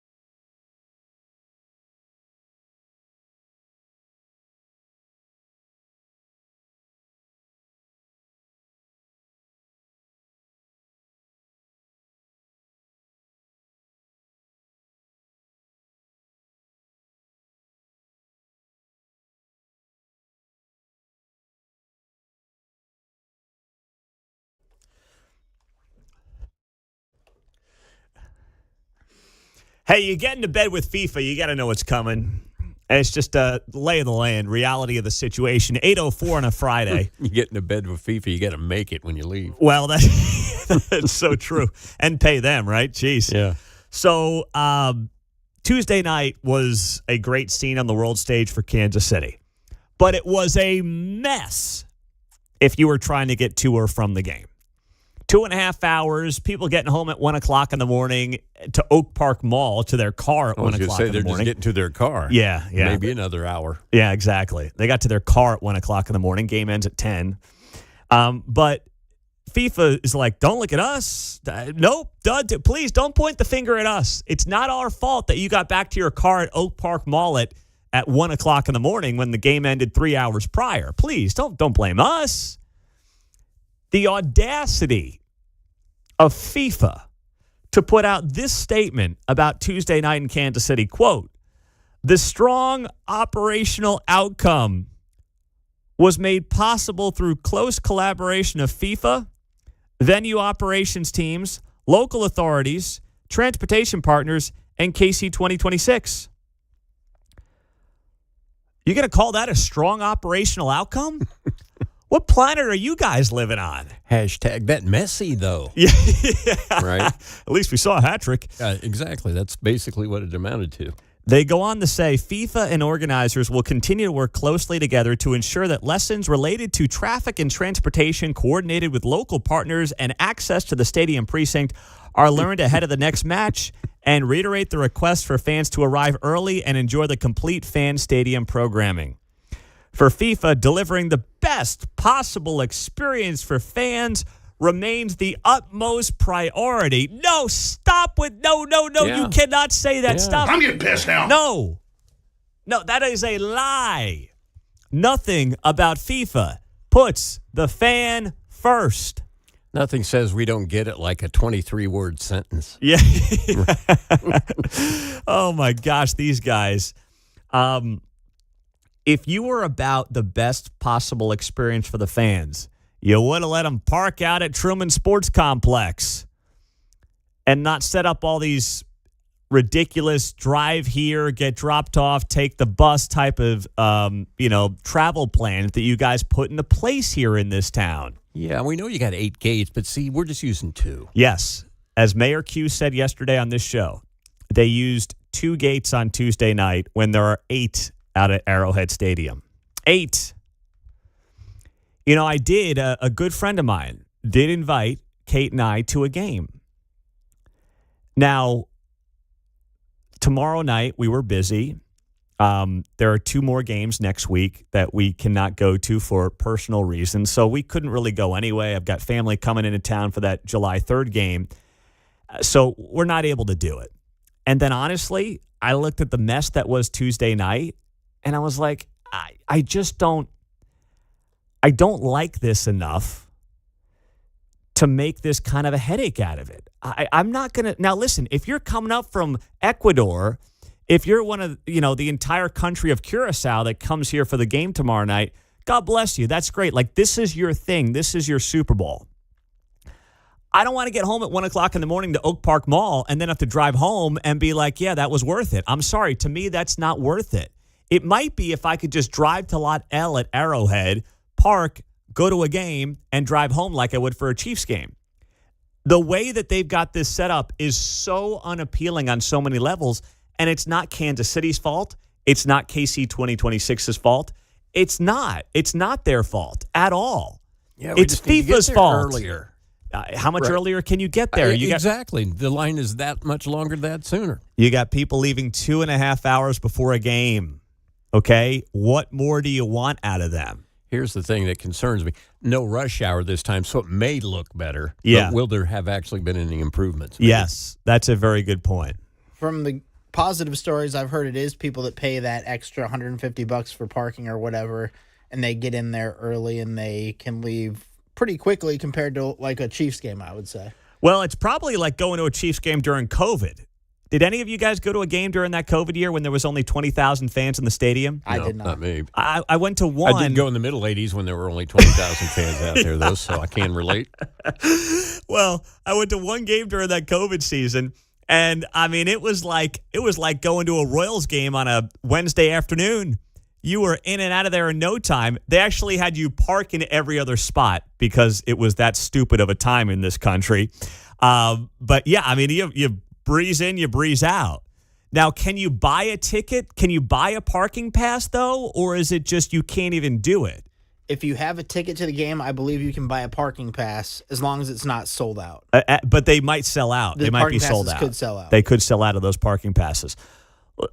You know, I would up the ante. I'd probably pay that $150 because if you're saving yourself 3-4 hours of travel time both ways, that's a pretty good expenditure. And heck, if you're already spending $600 on a ticket, I mean, at that point, what's $150 to save yourself 4 hours of travel time, right? Would you like to round up? Yeah. I mean, at that point, you're saving yourself some money. So that's going to be, to your point, John, interesting because tomorrow there won't be any rush hour on a Saturday. So it might look better, but it doesn't mean that it's operationally working any more efficiently if they're still only going to use 2 gates when you've got 8 available at Arrowhead Stadium. And, FIFA, listen, I don't need another reason to have zero respect for FIFA as an organization, but I guess if I needed to find another reason, I got one yesterday. Okay? I did. You're learning this soccer thing. Yeah. It says right here on the site, almost sold out by now for the parking for tomorrow. So. Really? Okay. All right, get in. On the text line, Pete, my buddy paid $300 for an Uber and had left 3 minutes early from the Argentina game. Took him 25 minutes to get home and said it was worth it. $300 for an Uber? The guy knows the way up Olden Road and down Snybar. He knows how to get out of there. Pete, I'd like to go to the game, but it's not the best setup for taking a toddler to a game. The logistics would absolutely stink. You know, I feel you there because someone who's got a bunch of those toddlers running around, little kids, it's like, you know what? Someone's got to hit the head sitting on that bus. I don't know if it's one of those nice, cushy buses where they've got a bathroom in the back of it. I hope that they do because you had people on the bus. I know a guy that was on the bus for 2 hours the other day getting from World War I to Arrowhead. That's insane. I mean, you want to take a little kid to the game. This is not the best logistics for it, and that's too bad. But here's the problem. Big sporting events aren't for kids and families anymore. Yeah, that's true. I hate to break it to Kid's all of got an us. advantage. He's got the diaper on. Yeah. We might have to take a tip from the kids. Rock the adult diaper. Right now, $125 for parking, but it will go up 24 hours advance of the game. So day of it goes up. Listen, based on Tuesday night, that's a no-brainer. I don't know how you couldn't spend the $125 to buy yourself a ticket to park at Arrowhead. That is just an easy decision. Meanwhile, across the street on Blue Ridge in the neighborhood where you had to get paperwork to get into your neighborhood, nobody's asking for paperwork to get into the neighborhood. Is that right? According to a neighbor. Oh, my gosh. I saw that story. Well, he's like, well, I went and did it all, but nobody asked. Wow. They can make some money, have people park in their driveway. Yeah, I wonder if they're doing that. Well, that's why I think they tried to make it exclusive to get in. I think they tried to limit that at FIFA. That's the point of all that. Screw you, FIFA. Seriously, screw you. Okay? FIFA doesn't want anyone to make $1 outside of them. Jeez. I'm telling you, the mafia blushes at the way FIFA operates its business. Touché. They really do. Tony Soprano's rolling around in his grave like, geez, should have thought of these ideas. Somewhere Joe Pesci's taking notes. Unbelievable. Coming up, let's go to, speaking of Italian guys, let's go to Phil Levota, Jackson County Executive. He is now getting sued by a couple of school districts in Jackson County. What and why? I mean, these school districts, they really are shameless. Now, they don't hold the candle to FIFA, but they're a close second. What's going on there? We'll tell you next on KCMO Talk Radio. What we'll also tell you about is our great friends who are sponsoring our golf giveaway this week. And they are longtime partners and now great friends of KCMO Talk Radio, and that is CMP Construction. So Chris and Teresa run a family-owned business going on 25 years in Kansas City. Not one of these fly-by-night construction folks. They're here one day, they're gone the next. They've built up equity in this community, and they've done it by doing their business the right way. Not a big corporate remodeler. It's a team that treats your home the way they would treat their own. Whether it's a kitchen remodel, a bathroom remodel, basements, full home remodel, whatever it is, CMP Construction's been doing it for years in this town. And how do they do it? Well, quality craftsmanship, clear communication, no pressure, no runarounds, just honest guidance, realistic expectations, and most importantly, if you've done any work in your house, clear communication. Check out their work. Don't just take my word for it. See it at cmpremodel.com. That's cmpremodel.com. You'll see all the work on the website, and then you click on the Request an Estimate button, top right corner, and you'll get a free estimate. KCMO Talk Radio listeners can get hooked up right now. Start that conversation today, and all you need to do is go to cmpremodel.com. That's cmpremodel.com. Start the conversation today as they continue to build that trust one room at a time.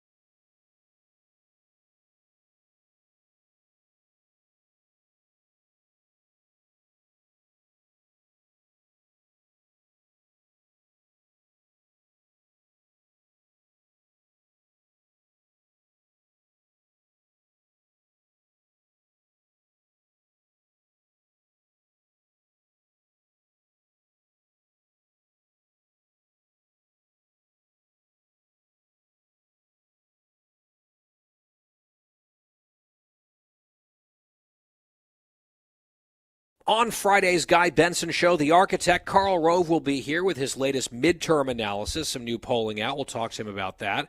Coming up at 2 o'clock on KCMO. So yesterday, we found out that a couple of school districts in Jackson County, specifically Independence and Fort Osage, filed petitions this week naming Jackson County, County Executive Phil Levota, and County Collector Scott Lakin as defendants, as the lawsuit seeks a preliminary and permanent injunction declaring relief and damages. This is tied to County Executive Levota and his property tax credit plan, claiming it is illegal and will cost their classrooms more than $25 million. The county executive is here on KCMO. Phil, good morning. Thanks for joining us. What's your response to this lawsuit from these two school districts? Well, thanks, Pete, for having me. I feel like I'm in a bizarro world when we keep talking about tax relief. The people of Jackson County have watched this debacle for years. The facts are simple. Taxpayers paid the taxes based on assessments that were ultimately determined to be illegal. Wasn't a secret. Property owners complained in record numbers. The media reported about it. State Tax Commission investigated, took action. The public demanded accountability. They recalled the last guy. They chose to vote for an assessor. And we found what we were supposed to do in the State Tax Commission is lower the assessments. So the next step is to make the taxpayer whole. And I'm trying to do the best thing, a balancing act between protecting the school district's budgets and getting people their money back. So tax credits is the best way to do it. I have the authority under the charter to correct errors, and that's what I'm doing. So the school district's answer today in this lawsuit is do nothing. They acknowledge the State Tax Commission said the assessments were wrong. They acknowledge that we need to change the assessments, but they want us to stop there and not do another thing. And I just don't get it. I can't make it make sense. So are you now wanting these school districts to basically take money out of their whatever it is, rainy day fund, and give it back to the county to then reimburse the taxpayer? Or is it just a credit against future taxes that may have otherwise gone to the school districts? That's it. Those are the only two options. The option to do nothing is not an option. Taxpayers need relief. And option one is for the taxing jurisdiction, school district, to take money out of their accounts right now and pay back the overage they got. Or number two, give tax credits and spread them out over the future. So it means taxes they wouldn't have got and they would not get in the future to pay the taxpayer back. If I'm Joe taxpayer, I want my money right now, and I get that. But it would devastate the school districts, the counties, the cities to do that right now. The best compromise is to wean it out over 3 years, a tax credit each year, to finally, after those 3 years, those taxpayers will be made whole.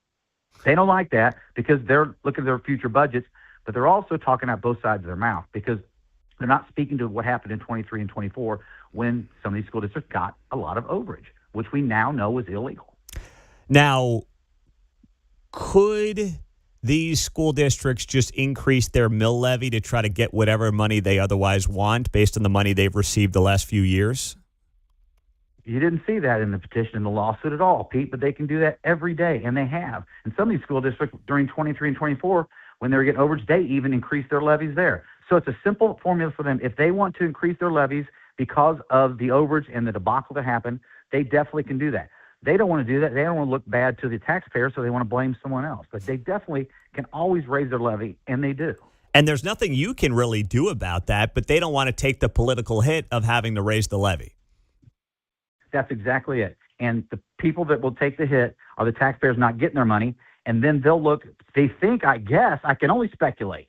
And let me tell you, my staff met with the Lee Summit School District staff a couple weeks ago, and I was good to hear, I was happy to hear that they had some options, but the only option they had was to raise taxes, and I can't do that. But I continue to want to walk and talk with them and keep trying to look for solutions, but they're not bringing any. And this lawsuit says do nothing when they can raise their levies if they're really wanting to worry about their future budgets. So how's this going to work? If you're going to plan to give a multi-year tax credit to, let's say, homeowners in Jackson County, but then if these school districts increase their levy, I guess that could counterbalance it because your credit would be done based on prior year's taxes.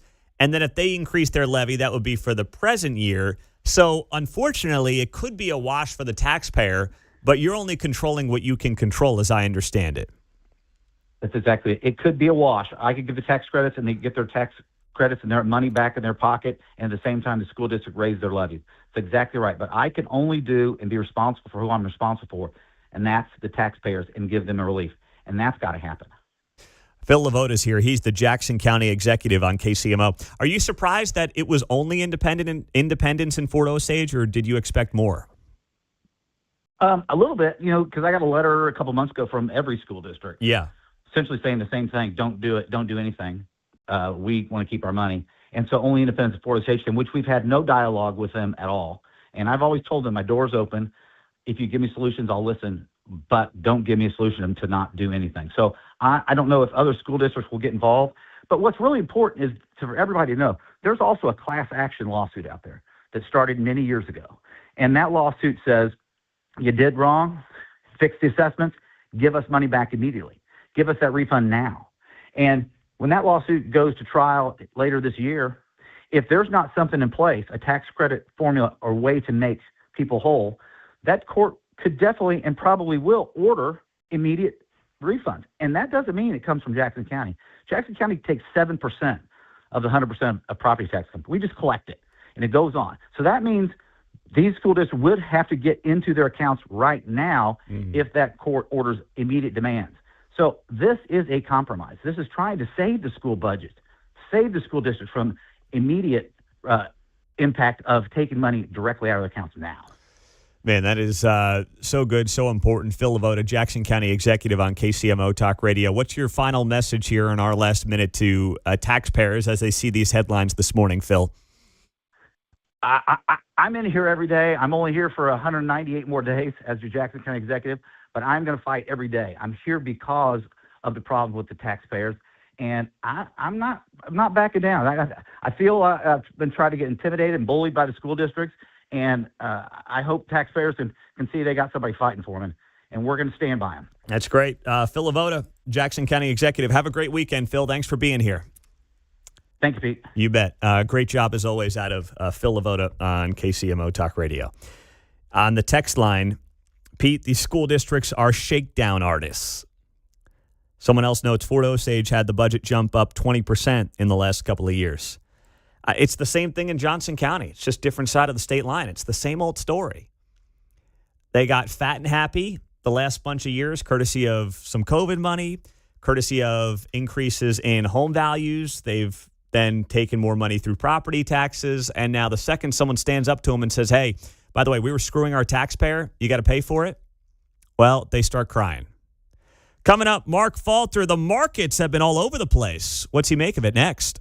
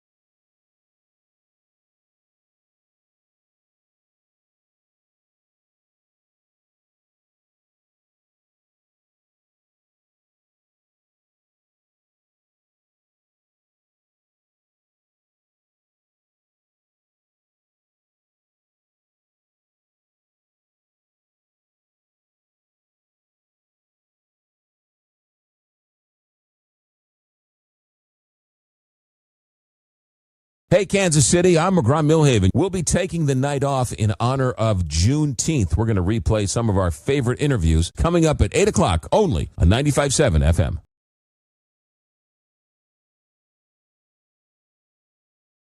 All right, well, the market's also closed today because of the federal holiday, but there still is a lot to talk about between the war, interest rates, SpaceX, the sexiest IPO we've seen in a very long time. Here to break it all down is Marc Falter, Retirement Income Hour. You hear him here on KCMO Saturday and Sunday mornings at 9 o'clock, Mid-American Wealth Advisory Group as well. Marc, great to have you on the show. Thanks for being here. Let's start off with the war and the market impact. I feel like the markets have just been overreacting to every headline or post from the president. What is going on here as the markets react to all this craziness the last couple of weeks? Yeah, hey, thanks for having me on, first of all, Pete. I was just talking to a group of clients about this the other day, and my staff, and I said, it's interesting to see how the markets went positive as soon as we got a contract signed by known liars. Yeah, the biggest scam artist terrorists of the last 50 years. Known lying terrorists, please sign and everything will be good. We will trust you this time. It's so funny. It's a show going on. It's like a movie. It's literally like a movie. Now, in the past, I have said that politics do not affect the markets. I am not saying that anymore because Donald Trump has done something that's actually pretty amazing, and in the fact that he has literally gotten this thing to react to him, and I think he does it. It's part of the art of the deal. He wants to get people's attention in big places, and it works. And the biggest thing for investors is we talk about all the time. Hey, if you are in for a wild ride, which is not a bad thing, if you're your age, if you're younger, because he's going to offer some great buying opportunities. And but if you are not, and it's money that you might need for income withdrawals of any sort, you might not want to have it in the market while this war is even it ain't over. It ain't over. I mean, we got him to sign on something, but that's just a headline. You know, don't chase the headlines. That's the headline of this. Yes. That's so true. Which leads us to SpaceX. Yeah, well, I want to get to all that because you're absolutely right. Now, what's weird though is there hasn't been the level of buying opportunities here the last few weeks. I mean, we've been on this rocket ship rise here. I mean, for the better part of probably 7-8 weeks now since there was some early turmoil. I mean, it's just the markets. I mean, the president's touting, hey, the market's doing great. Everything's on fire. It's like, I don't know. It's like this bull market just, it has a couple of dips, but it's just nonstop. Now, I saw a story that like Warren Buffett is loaded in cash right now at Berkshire Hathaway. But when's this kind of dip coming that everyone's kind of waiting for? What's going to be the trigger for it? Oh, man, what's going to be the trigger for it? If I knew that, man. Yeah, well, I know. It could be one of many things that could cause it. And I just tell people, you know, like, and again, I don't want to rush the case with SpaceX, but people are asking us, our clients are asking us, why don't we fill our portfolios? Why don't we fill their accounts with SpaceX? And it's like, guys, we got to go back to 1999. Follow the fundamentals. Matter of fact, I made me a little list of IPOs that Warren Buffett avoided in the 90s. Netscape, Yahoo, Amazon, eBay, Priceline, VA Linux, Webvan, Pets.com. These were all great, but they were just, their price to earnings ratio just was not there. And he actually admits that he made a mistake on Amazon. But there's some others that he avoided that he's very, very glad he did. And so we got to follow the fundamentals. That's the bottom line. So SpaceX, everyone's chasing SpaceX. It's what now, $2 trillion market cap or something insane like that. Top 5 in the world. You know, Elon's brilliant, but is this thing worth it right now? Well, here's what's going on with that. There is a share lockup that's about to end. That when that happens, over the next 3 to 6 months, you're going to see more shares, which is going to then dilute the price. And of course, the price earnings ratio is way out of whack. And I think it's going to dip. I do. I think it's going to dip. I think you'll get a better opportunity than today. And I was shocked that it even rose off the IPO. I think now, long term, here's what my thought is. And I ran this by my analyst. He agreed. And that is, how many competitors do they have? That's a pretty cool deal, man. I mean, their only competitor is NASA, and that's the government. And, I don't mind competing with them, but there's just no competitors. So I think long-term, goodbye. And now, if you don't care and you're going to pay a lot of money for it and don't watch it when it goes down, do it if you got the money to do it. But I'm not going to do that with our clients' monies. We're going to wait. And I think it's going to be a growth opportunity that we will eventually infuse into our accounts, just not yet. Well, and if you're just buying standard ETFs that mirror, S&P, NASDAQ, whatever, you're getting some SpaceX in there, right? Yes, you certainly are. Yeah, you're getting that anyways. And that's a better way to buffer it. So what we might want to explain is, like, you can buy a iShare fund, index fund, and you're getting an index, and it's got that and several others in it. And it's a more safe way to play that game right now and just wait. And the bottom line is, and it's never going to end, people want what they cannot have. Yes. I mean, crud, man, I have been in sales my whole life, and it's literally a close they teach you called the take it away close. And it works with kids. I'm going to take that ball away if you don't stop. Oh, wait, now I want that ball. Or when another child walks in, they want the ball that they haven't looked at all day. It doesn't go away. And, so we just got to control that. Yeah, no, you're right about that. All right, so then what about this week? The Fed chair, Kevin Warsh, new guy, replaced Jerome Powell, of course. He comes out and he's like, we're keeping rates where they are. I think there was even a report that maybe they'll have to increase rates at some point this year. Markets didn't like that news earlier in the week, but of course things did bounce back later in the week. How should we be looking at this new Fed chair and what decisions he may or may not make in the months to come, and what the market reaction to that will be? I think things have changed, since Jerome Powell, obviously. I think there's a potential down the road for potentially a rate lowering, because rate lowering, and that's okay. So I think what people got to understand, rate lowering allows the market to increase. Rate increasing is like not a brake that stops it, but a brake that slows down the market. And this is it's not supposed to be, well, it is used as a tool by the Fed chairman to gauge the economy, but you can easily overreact with that. I still look back over my shoulder, and I know we talked about this. I think Jerome Powell did a fantastic job. I don't agree with Trump on a lot of what he said about Jerome Powell. But I think the new Fed chairman is a little bit nervous working with Trump, frankly. I know he's supposed to be neutral, but I have never thought those guys were neutral, Yeah. Yeah. So your concern then is that he may feel pressure from Trump to lower rates, even though it's maybe not the best decision for the economy.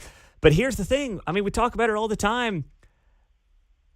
The stock market, Wall Street's not Main Street. I mean, we've got this K-shaped economy, and Trump's touting the stock market. That's great. But, man, if you're not an asset owner right now, you're getting left behind. Yeah. Yes. Yeah. It's here's something I do believe. I really do. I think the market's going to be higher in 3.5 years. He's out in 3.5 years, roughly. Yeah, 3.5 years, almost exactly, isn't it? Yeah, 2.5. And 2.5. You're right. I missed a year there. But bottom line is the market's going to be higher. Because I'll tell you what. Remember George W. Bush? Man, he went from 0 to 0 based on the market, and we couldn't get him. And we not only wanted George out, we wanted every Republican there was out. I mean, it was a major shift, and I don't think his board and so forth is gonna forget that. And but they want that market higher, no matter what they got to do. And look, so far it looks good. Mm-hmm. But so there's still things. Again, if you're younger and you're looking for good buying opportunities, they're going to come. But if I think people, what they do, and I try to warn them, is they just don't follow the fundamentals, and it's kind of why you got an advisor. Yeah, we could slow you up at times, but long term, we're trying to keep you from a greater loss. so to speak. The main thing is if you're pulling money out of the account, that's the big thing. If you're pulling money out of the account of which you're investing, you need to reconsider the investments inside. And what got you here won't get you the rest of the way, It's true. Very true. Marc Falter, Retirement Income Hour, Mid-America Wealth Advisory Group here in Kansas City. Hear him tomorrow morning at 7 and 9, Sunday at 9 on KCMO Talk Radio. Really appreciate the time, Mark. Hey, appreciate it, man. Thanks again. Have a great weekend. See ya. Marc Falter on KCMO. Coming up, buy, sell, hold. We'll get to that on a Friday morning, and then we'll talk to our friends over at the Fathers Club, a great organization here in Kansas City. Brad Holdhusen will be our in-studio Feature Friday guest on KCMO Talk Radio.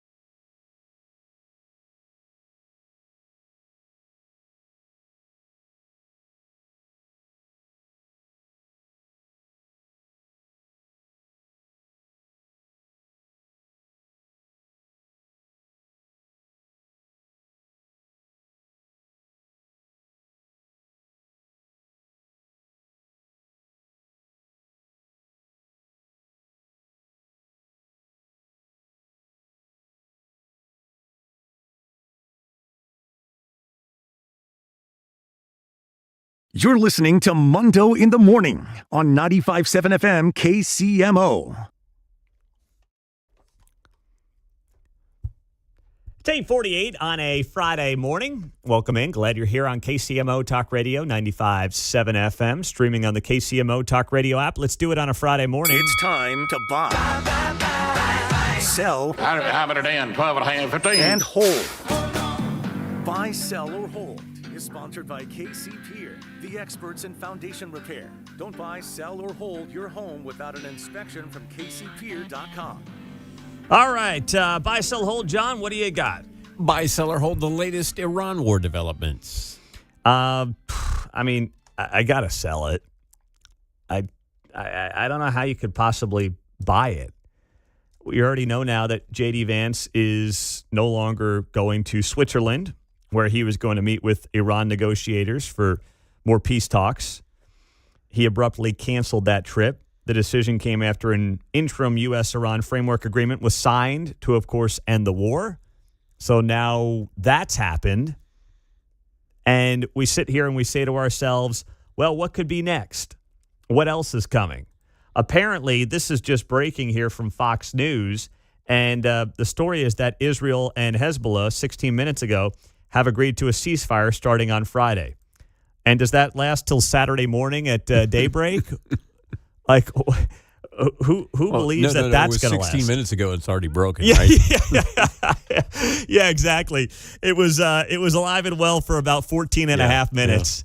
Yeah. It's like there's nothing to suggest that things are going to dramatically change, which gets us back to, was all of this worth it when it started back in February? If we knew then what we knew now, would we have gone ahead with the plans that we did in late February? I don't believe so. I don't think they would have made that decision, John. The thing that sucks for J.D. Vance is, some airlines give out free peanuts if you're lucky. Swiss Air gives out really great chocolate. Now he didn't get any. He's going to have to wait. He got totally screwed on that part. But here's what else is going on. And this is, I don't like the way this is being framed by some of the, listen, there are media fanboys on both sides of the aisle. They're mostly in D.C. and New York, and they're on TV or they do national shows. And here's the reality for them. I'm going to kind of take you behind the curtain here for a second. These folks that you see on TV, they want to be at the cocktail parties. They want to be part of the in crowd. They want the access. They're playing a game. And the game benefits them. And that's fine. That's their prerogative, but that's the game that's being played. It's not about like posting up at the bar corner, having a real conversation with regular people. And that's where I think local talk radio has a much better opportunity to have a real conversation about what people's thoughts are on the ceasefire, on the war, what's been going on, this negotiation, because you're just not going to get it right now on cable news. Because those people are not incentivized by just, having a conversation, shooting it straight, talking about the good, the bad, and the ugly. That's not the business that they're in. And that's disappointing, but just know that's the game that is in part being played by a lot of the people that, many of us watch. But it's a game, to be clear. What's next, John? Buy, sell, or hold. Pearls are being clutched over Obama library comments. Oh, buy. So yesterday, the Obama Library opened up. Mayor Lucas was up there. He couldn't get the selfie. All he got was a picture of the big, ugly building. I gave him a bit of a hard time on X. Some people didn't like that. The mayor posted a photo of the Obama Library, and he just wrote, amazing. And I had to share that, and I just wrote, when you flew all the way to Chicago for the selfie, but had to settle for this. And there was Biden wandering around. You could have slid over and gone, hey, Joe, quick. Yeah, man, Biden didn't look good yesterday. I felt bad for him. The guy was left on stage. Jill's nowhere to be found. It's like I genuinely now feel bad for Joe Biden. Now, he did a lot of damage policy-wise, but I feel, just as a human being, I feel bad for the guy. Here was Obama, though, yesterday. For millions of people in this country and around the world, the future feels uncertain. The ground unstable beneath our feet.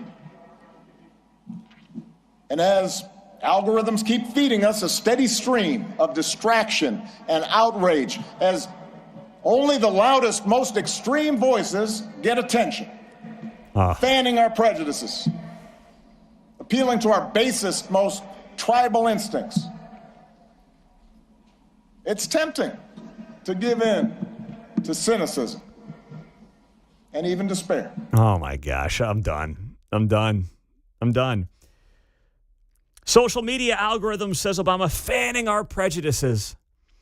You know, I was on a panel a few months back. I guess it was last September. It was the day before Charlie Kirk got assassinated. I was on that panel with the American Public Square folks. And I noted that Barack Obama had the opportunity to be a truly historic figure.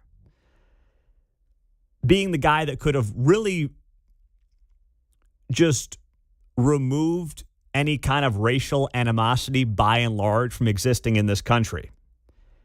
And he made the decision not to do it. And when you look at Gallup polling, and I brought this up, I got civility belled for it, meaning someone in the audience thought I was lying or making it up, when I said Gallup polling shows race relations peaked in 2011 in this country before Obama's reelection bid. So audience members, groaned, thought I was lying. The panel said, no, he's telling the truth. Obama made the decision to go back down the lane of racial division because it was in his best interests. And that second term of Barack Obama led us to Donald Trump. That's his legacy. That's it right there. And now I got to listen to this guy sanctimoniously get up there in front of his library and talk about how we've got to stop fanning the flames of prejudice. Across the country. Look in the mirror. Yeah, across the country. Oh, man. What's next on Buy, Sell, Hold? We got Buy, Sell, or Hold Mark's World Cup parlay. He's been making a little bit of money. All right. Following what he's doing. FanDuel has given us some good buying opportunities there. So what do we have? Team USA is playing today, right? Is it Australia, I believe? Yep. 2 o'clock our time. Okay, I'll be golfing with my girls, but I'll try to put it on my phone or something. Keep tabs on it. What's next? What do you have for me, Mark? All right, $10 to win 76 in honor of 1776. Yeah. Oh, that's good. Is that just by chance? Is that just by chance? Yes. Okay. But I kind of wanted to do something like that. Oh, wow. $10 to win $17.76. No, Gosh. No, $76. Oh. $76. Yeah. Oh, $76.76. Profit here. Yes. Choosing the 76 in honor of. Okay. Let's go. USA to win the match. Christian Pulisic just announced he's available for the game. I think he's going to score or assist. Over 5.5 corners, and both teams to score. I think that USA is going to win it 2-1. Over 5.5 corner kicks total or Team USA? For Team USA. I have no idea what I'm talking about, but I'm buying it. Yeah. I'm all in. I think you're all right. I think I'm okay. I like the bet, Mark. I like the 76-76 deal, and I'm all in, big man. Way to go. That's a good parlay on FanDuel right now. And you can use a boost today. Everybody's boosts are going to be different, but 50% on mine right now. On the FanDuel app? Yep. All right. Very nice job, big man. And I believe you can also opt in to get goals, bonus bets for goals today, too. So you can pick one or the other, either boost or bonus bets for goals. Anything we should know about on the McDonald's app today, Mark, while we're at it? No, just FanDuel. Okay. Just go to All FanDuel right. today. Mark's finding every deal on every app he can get his hands on. There you go. Brad Holdhusen, the Fathers Club, amazing organization. We'll share with you on our Feature Friday coming up next.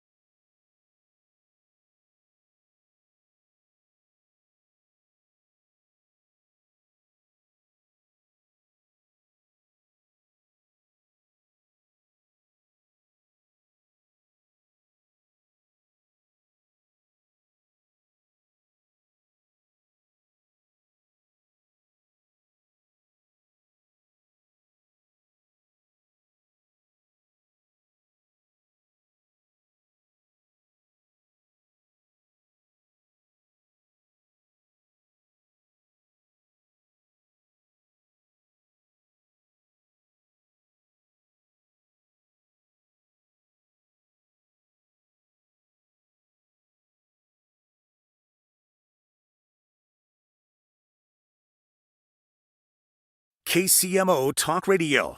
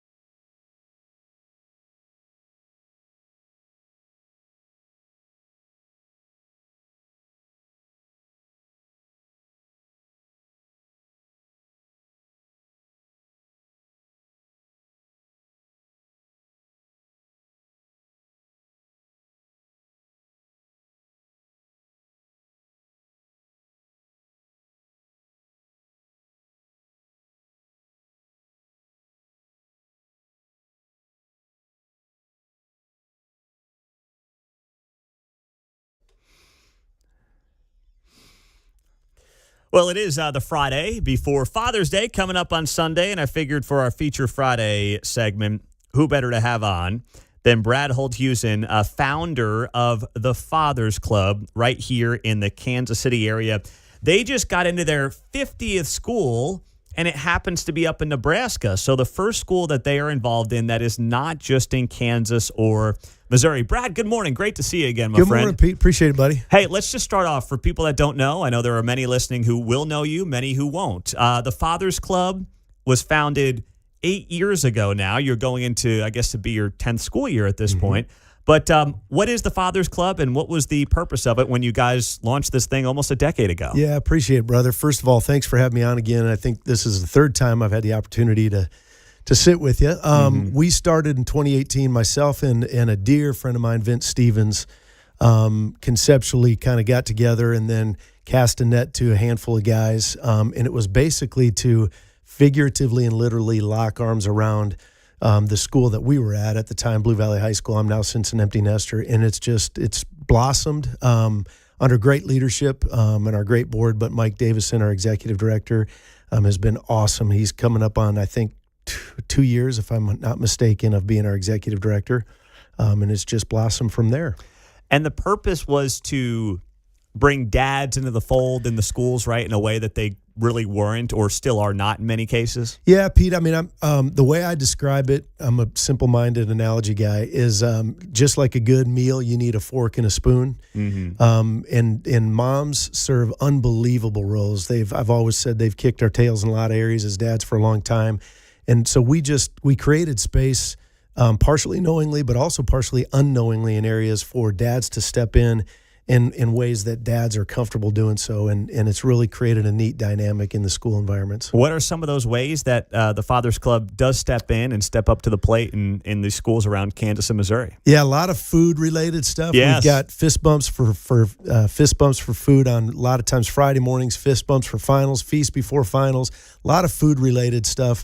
But also on the more serious but important side, we've really pressed into the mental health piece of doing, we've done, I don't know what the number is, but a lot of dads we've trained on mental health awareness and first aid, specific to not just dealing with the teens and the kids in the schools, but also just with dads themselves, just being mindful of the mental health aspect of raising a family and being part of a community. So, when dads are getting involved, if their school has a Fathers Club, which you can find more information at fathersclub.org, what are some of the things? I know you'll do cookouts before football games, things like that. What are some of the things that schools do? You mentioned giving away food. What does that entail before, say, school gets going? Yeah, well, the most flagship opportunity that we've kind of leaned into is a lot of times it's Chick-fil-A chicken biscuits. We've done donuts. We've done breakfast burritos.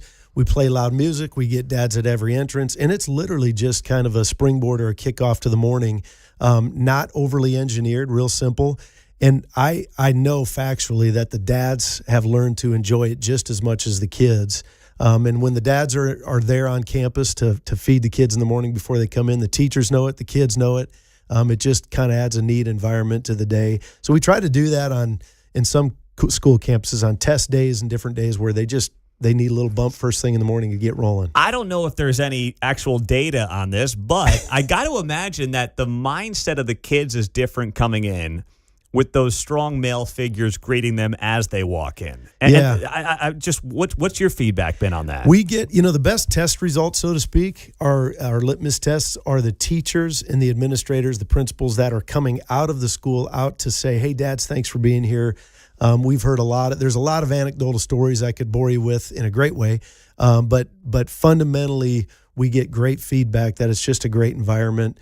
And the kids get off to a good start. You see a lot of the hoods come off and the phones go away from the faces go away from the phones, focused on just engaging and looking in the eyes and fist bumping and food and high fives, and just a great atmosphere to start the school.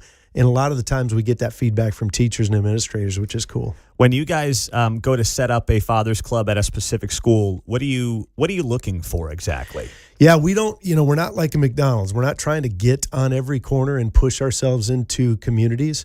Quite the contrary. We really, the way we've grown organically is when a school or leaders from a school or dads say, we want this at our school. We want the environment of what the dads have brought and we've seen at other schools.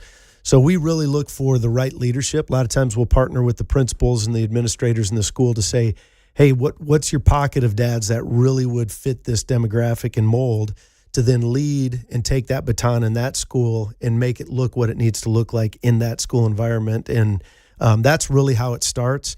Get a handful of guys started, do a little bit of an incubation period, and then off we go. And we do typically the first launch event is a fist bumps for food. And then it morphs into a lot of things, helping with the parade floats, helping with different projects around school, gifting things to different clubs and organizations in the school with the Father's Club money that's raised and so on. What is the thing that's even surprised you over the last 8-9 years of founding the Father's Club that has been a pleasant surprise that maybe was something you didn't anticipate coming out of this? Yeah, great question. I would say number one that comes up is we thought, Vince and I, when we first connected and then the other dads on our back deck and started talking about this, we thought it would just be for Blue Valley High School, and that was the intent. What I realized is that there was a vacuum or avoidance of, just opportunities for dads to step in. Again, not an intentional thing, but just unintentionally over time. It's like the old, frog in the boiling water. It just got to that point where dads didn't step back, but moms continued to step forward and volunteer and do things. And this just created a whole new window. So one of the biggest surprises was the fact that it so quickly spread to other schools, because I think the environments and the dads wanted it. That was There was a demand for it. There was absolutely a demand for it. What did it take when you started this just at Blue Valley? I'm sure that a lot of dads were hesitant, right? Mm-hmm. And they were like, oh, come on, what's the point? Yeah. What was the sales pitch from you as you were getting this thing going? Yeah, it's funny. I'd have some dads in full candor were like, well, last thing we need is more helicopter parents. And I'm like, yeah, I couldn't agree with you more, honestly. We need kids to skin their knees and stuff more, nowadays. But so sales pitch, whatever you want to call it, I would say a lot of times it was there's a silhouette in front of every dude, and I can speak, to dudes just because I am one and a dad. There's a silhouette of what it looks like to press into community, being a dad, being a husband, and what that role looks like in a community. And a lot of times in this day and age, that gets a bad rap. And I think just because of the muddiness of how it's portrayed, the reality is, again, back to a fork and a spoon and a meal. Not one is better than the other. They're different. And so when you press in as a dad and you fit into that silhouette, you put it on, you're like, wow, this is exactly what this is supposed to feel like and look like. It's like it puts paddles to the chest of the dads and they get invigorated and they press into the school community in a way they weren't before. Again, not shadowing moms, but coming alongside moms and locking arms and doing things in a way that community needs. Single moms, it doesn't matter. You name the scenario, we've run into all of it.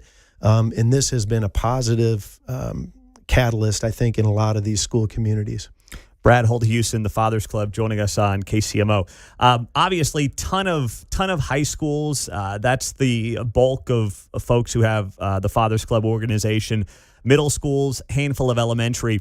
Is that just because the high schools is where the kids are at a more vulnerable age? Is that the main reason for high schools being the driver? We're just a bunch of big dumb animals is what I always say, which is why when we had kids in high school, that's where we naturally went. Gotcha. Okay. What happened was it absolutely pressed into middle schools because of the leadership of dads that are like, hey, I got middle school kids. We really can make an impact there faster at that age. And then, of course, it trickled down to elementary. So, again, by demand, not by purpose or push or marketing, scheme. It was by demand. All right. Well, I'm going to take a quick break. Brad Holdhusen, the Father's Club, joining us on KCMO. Find him at fathersclub.org. Coming up, I want to ask Brad about what this has also done for the dads and their growth and their development and their mental health, all coming up next.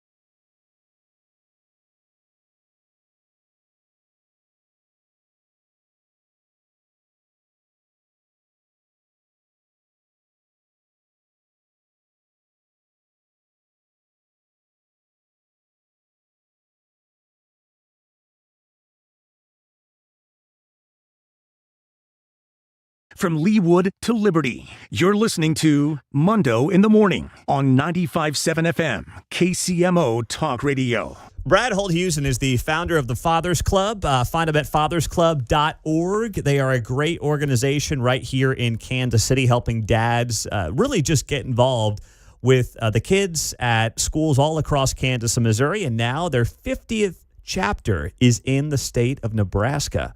So, Brad, let's talk about the dads here. I know the purpose was to help the kids and be a part of the kids' lives, but I know that this has done amazing things in the fathers' lives as well. What are some things that you've noticed with the dads and how they've been impacted by this great program of yours? Yeah, there's, we've got a slew of dads, now myself included in this group, that no longer have kids in school. They're empty nesters. And we have 3 lanes. I mean, our 3 shields, our logo is meant to be specifically for dads, kids, community. And that dad lane is quite frankly, why some of the dads press in and get involved. You know, whether it's the happy hours or the networking events, or I hate to say networking events, but opportunities to get together with other dads and just share below the surface of what might be going on in life, job, homework, and so on. So I've had dads come up to me, a couple situations where it's been through tears, and have said, boy, this is exactly what I needed, and I didn't know that I needed it. And fill in the blank on the scenario. It might be because of the opportunity to talk about a kid situation at home. It might be an opportunity to talk about the stress of work or looking for a new job for multiple months. You name it, we've had opportunities to have those discussions and go a little bit below the surface. And what have you noticed when it comes to how the dads change and what differences they're seeing in their lives as it relates to breaking down some of these barriers and not just being the tough guy who goes to work, goes home, and maybe shows up to a baseball game here or there? You know, Pete, I've probably said it on your show before. I've always referred to it as the tissue paper wall. Men oftentimes, not dogmatically across the board, but oftentimes there's a facade of everything's good at home, everything's good in the marriage, everything's good in the family. Kids are great. Everything's great. But as soon as one dad decides, you know what, I'm struggling with this situation with my kid, or fill in the blank, right? As soon as that wall is broken, that barrier of transparency is slightly broken. And I'm not talking you need to go deep and, touch on every feeling and so on, right? But as soon as you've got a bunch of dads that have gotten to know each other over time because of a fabric of a community that's come together that didn't exist before, one person breaks open, and then all of a sudden it's like the tissue paper walls break, and transparency breeds transparency. And again, I'm not trying to over-inundate that piece of it, but once a dad experiences that with another group of peers, other dads, wow, you're dealing with that stuff too. It's not all about that by any means, but that dad lane absolutely has that element in it for sure. Now, people hear me say Fathers Club, and they mention the website fathersclub.org. When you look at the logo, it's interesting. It is Father''S. Clearly, there is a faith-based element to what you guys do. It's right there on your logo. Why did you want to make sure that there was a faith-based element to what you do with Fathers Club''S? Yeah. So the co-founder, Vince Stevens, his lovely bride was the one, Veronica Stevens was the one that came up with the name. When we started this, we did do it, initially over prayer and just kind of thought and petition around what this looks like, again, at Blue Valley High School, not thinking it's going beyond that. We do not, in fact, I've said publicly before, and some with consternation from my board, I've said, we are not a faith-based, a political-based organization. We are a nonprofit, and our doors are open to all dads. If you are a dad, it's open. I don't give a rip what you believe, right? Okay, so when we started this, what we care about, our bottom line, so to speak, is loving our community and pressing into our kids, no matter what the religion is. Now, when a group of guys that started it, we started it under biblical principles. Well, we're not going to yield to that and say, oh, we got to change everything, because not at all. In fact, a lot of the public school administrators, some of which may or may not like that element up front, have said, listen, I don't care, but what you're doing is helping the environment of the school. What we don't do is we're not going in and beating people over the head with, a faith-based message or another message, right? We are purely going in and stripping ourselves. There's too many organizations that have a bag of agenda over their shoulder whenever they get on a stage, whenever they get in front of a mic, whatever, right? Our personal intent is not to have some, agenda that is more polaristic in this day and age than anything else, but to press into school and community and let the fruit of the labor fall where it may. You be the judge of what you believe versus what the Fathers Club is doing in the community. Yeah, and I got to believe for you guys, it has been an important part of defining the organization, at least internally. I mean, that's been a part of 100%. what you brought to the schools, even if you're not bringing that part of it into the schools, to your point. 100%. In fact, Pete, what I would say, and boy, man, live, if we had an hour or 2 hours to talk about this, I could, Adam, love to do that, but that's not this morning. So I would say it this way.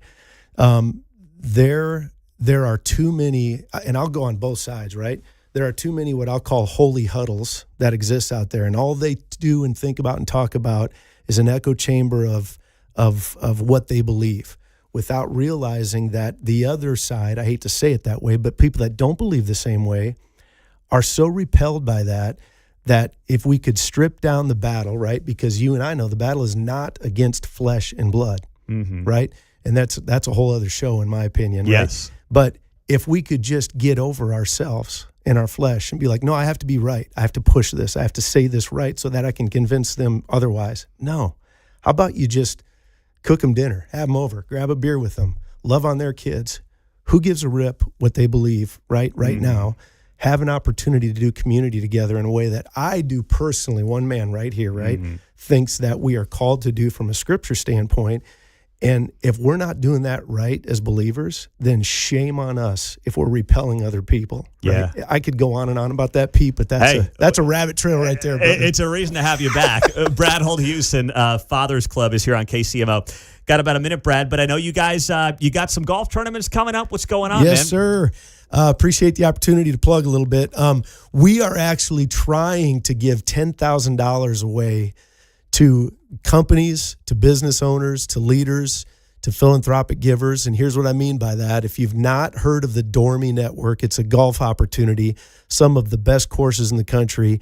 They have partnered with us to say, hey, you know what, guys, if somebody gives a $20,000 donation to your sponsorship, to your golf tournament, and we've got August 17th and September 28th, it's on our website, fathersclub.org/golf, they will give you a $30,000 value to be in the Dormy Network for a full year. That's a $30,000 membership fee that they'll waive if you give $20,000 to the organization. Pretty cool. That's awesome. And you've got two events coming up here, August 17th and September 28th. You got it. Fred Arbanis and Sycamore Ridge, two great golf courses. That is fantastic. Go to fathersclub.org, click on the Mission Cup Golf tab at the very top.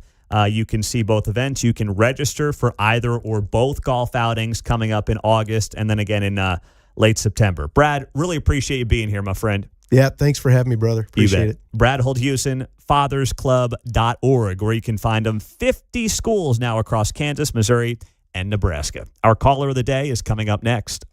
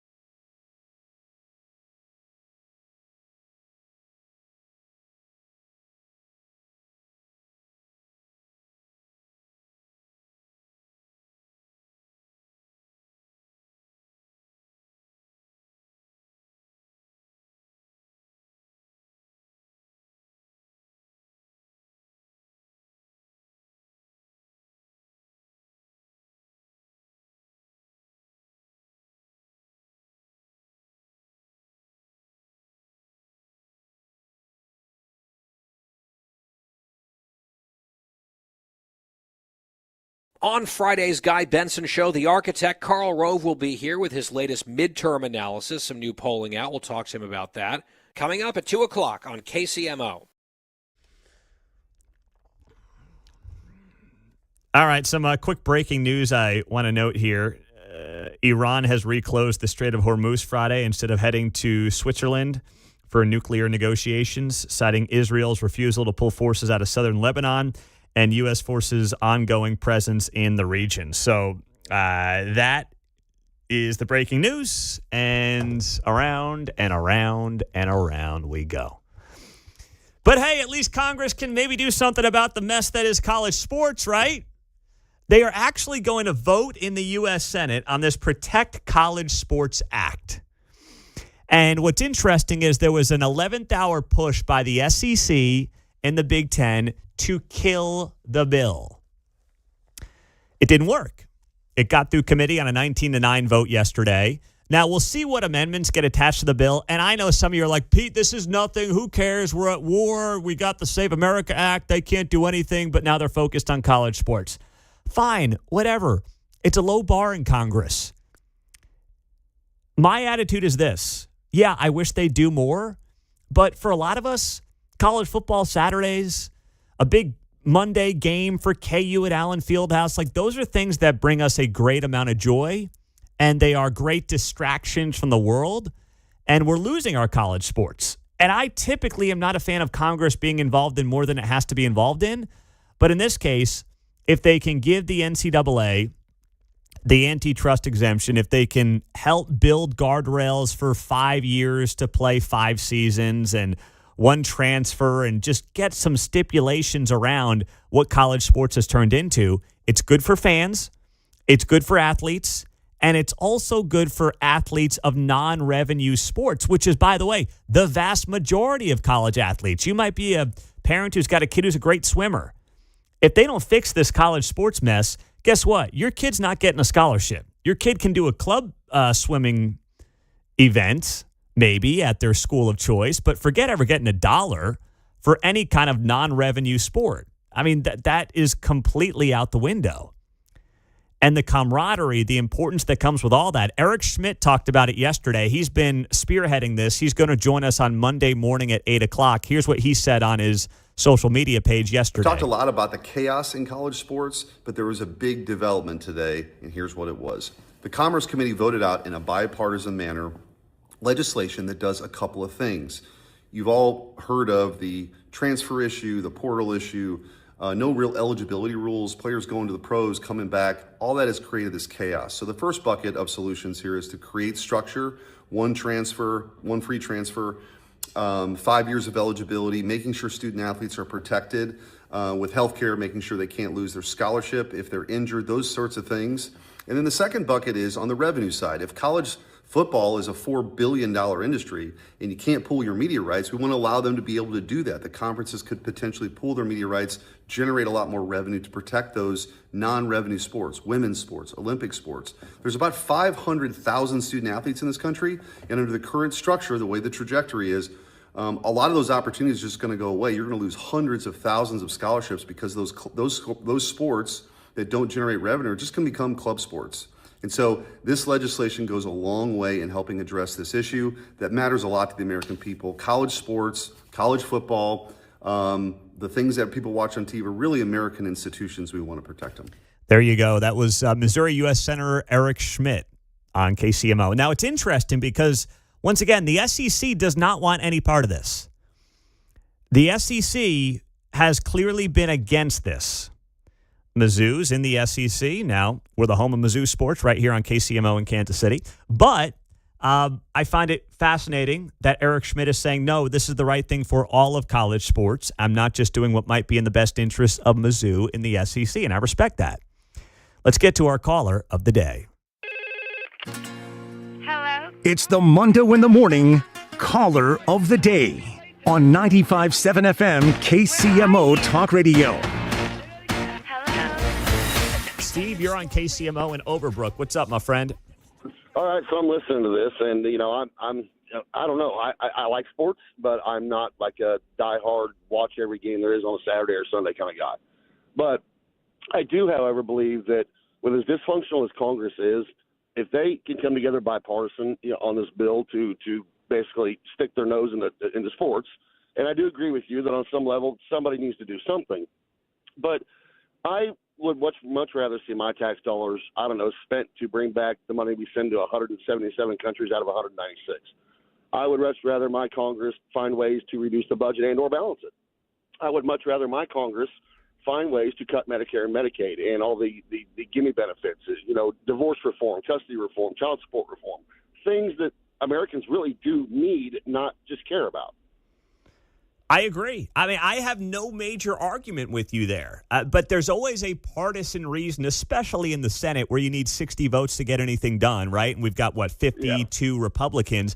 There's always a partisan reason right now for why the party that isn't in power doesn't want to give the party in power any kind of a win. This is like the one thing that isn't hyper-partisan that's getting attention right now that they can actually do, so they're doing it. Now, here's how I would look at it, Steve.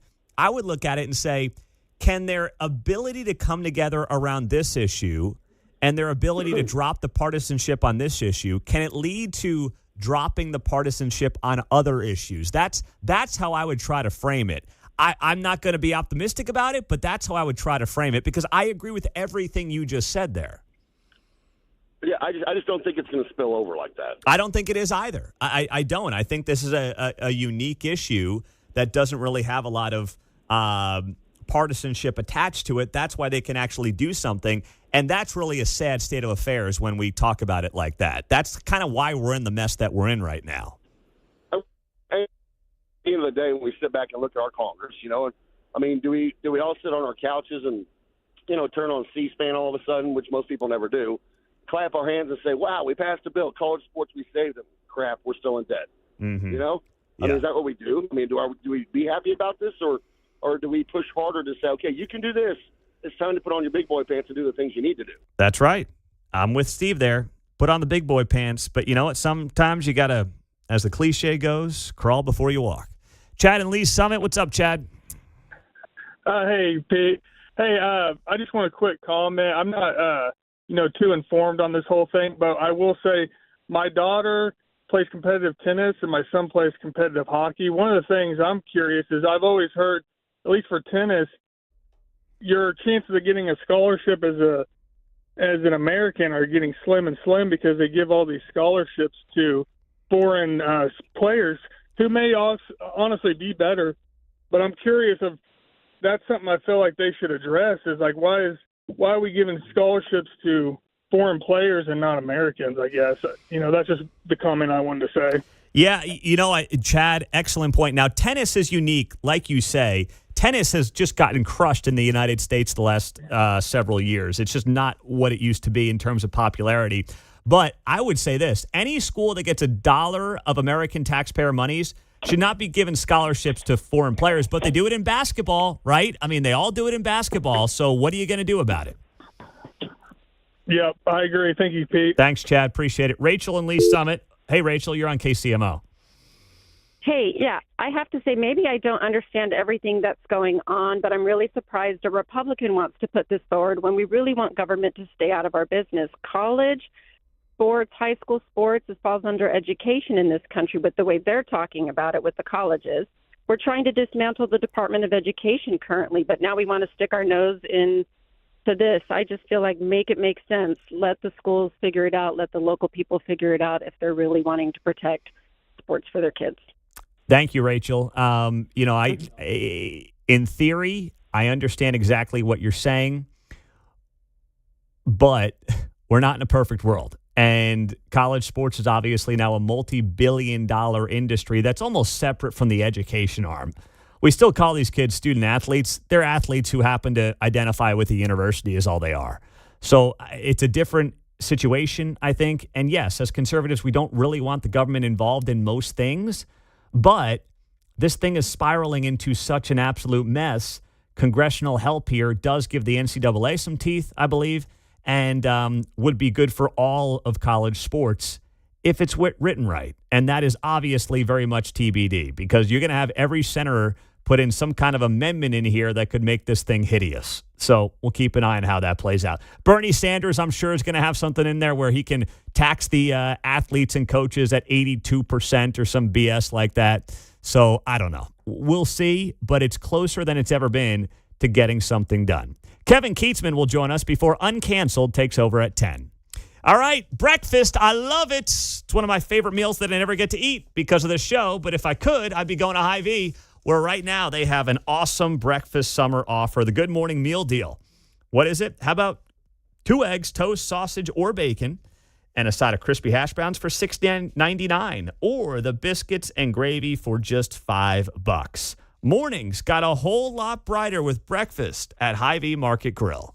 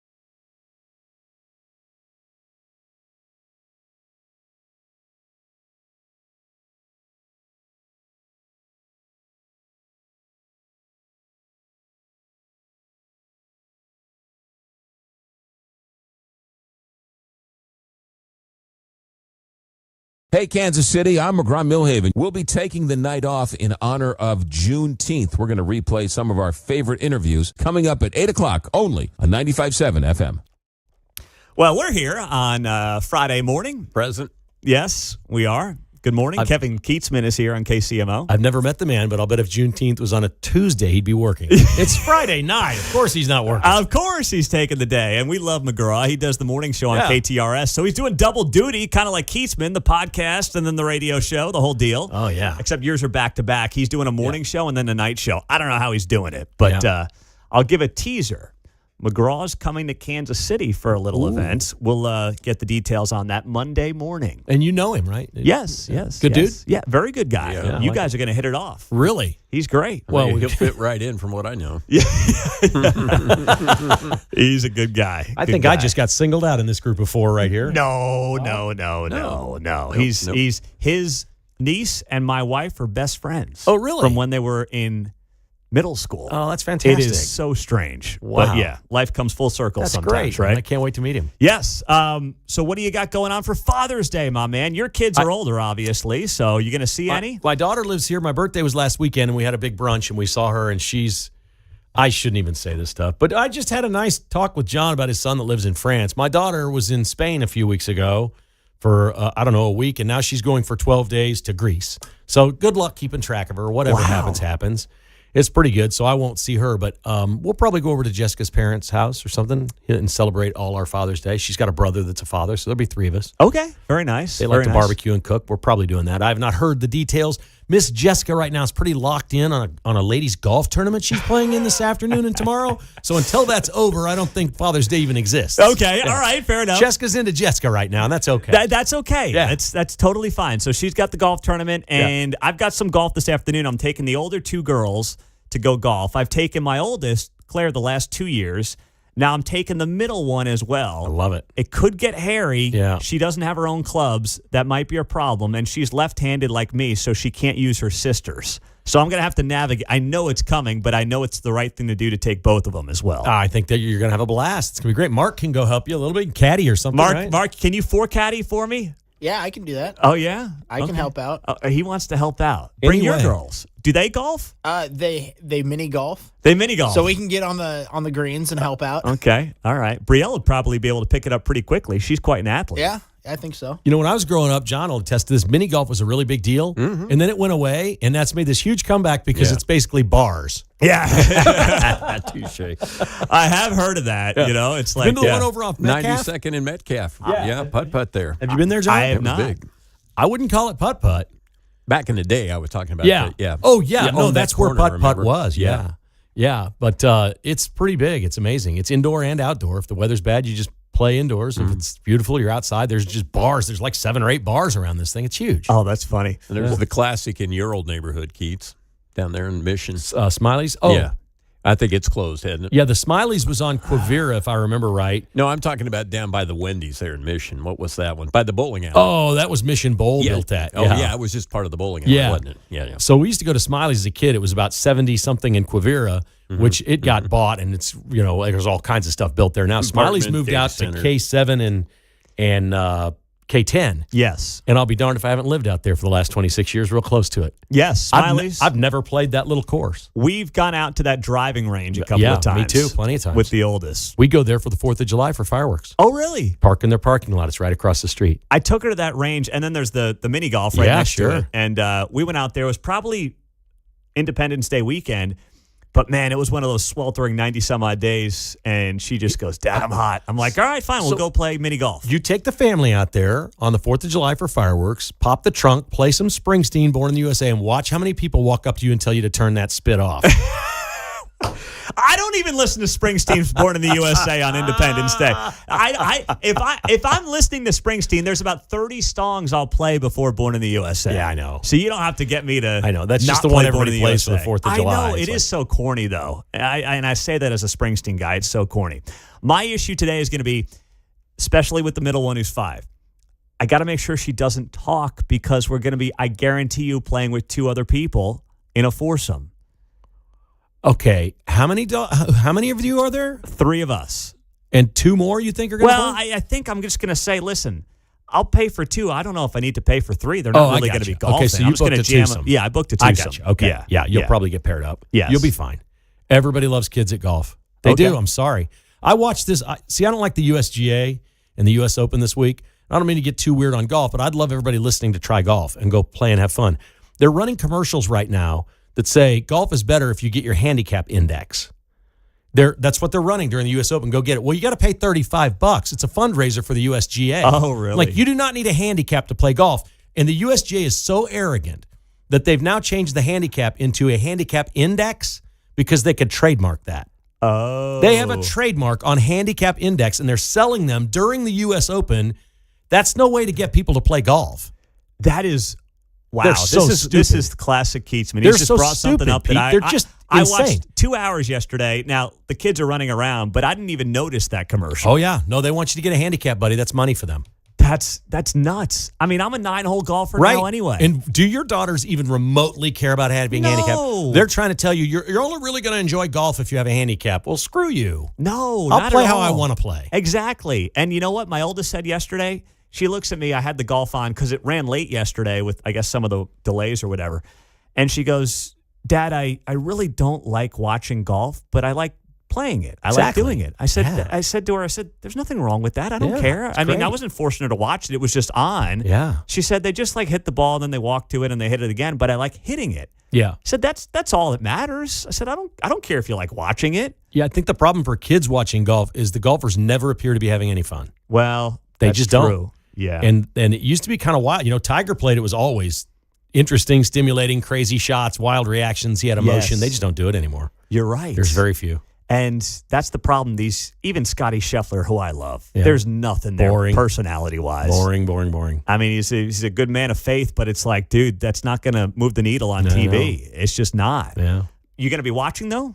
I'm going to be playing this afternoon. Okay. But I'll be watching this weekend for sure. Yeah. Yeah, I like the U.S. Open. My dad and brother just got to Shinnecock. I just got a text. Nice. Yes, they're there today. So Yeah. they're excited. Have you been out there? I was there in 2018 for I think it was a PGA. Okay. Yeah. Amazing course. Yeah. Really awesome. It looks like the British Open. Yes. Yesterday, especially in the morning, looked like literally they were in the British Open. So it's going to be fun. I mean, like, how big is Long Island? I've been out there. I've been there. I'm like, it's like massive. I don't see anything else except like the water and the golf course. I'm like, there's nobody around there. It's 100 miles long, Okay. give or take. So there's all kinds. Are there farms? Yeah. Okay, cool. Absolutely. What do they farm on Long Island? Apples? So New York's known for apples? A lot of wine. Wine? Winery. Okay. Well, that checks apples. out. Yeah. That checks out. No, that's a good question, though. But there's plenty of farmland out that way. A lot of it's just protected by the I state didn't at know it this was 100 point. miles long. Yeah. I guess I'd had it in my head that it was something. But I went one time. What's the name of the Islip? Is that the name of the airport? Yes. I flew into Islip one time, and it was a long way to the city from there. Yeah, that's about halfway. Yeah. Yeah. You got to hike. All right. Mark's giving me the cue. We're out of time, brother. Happy Father's Day, all right? Thank you, too, buddy. All right. Kevin Keatsman, Uncanceled, is coming up next on KCMO Talk Radio.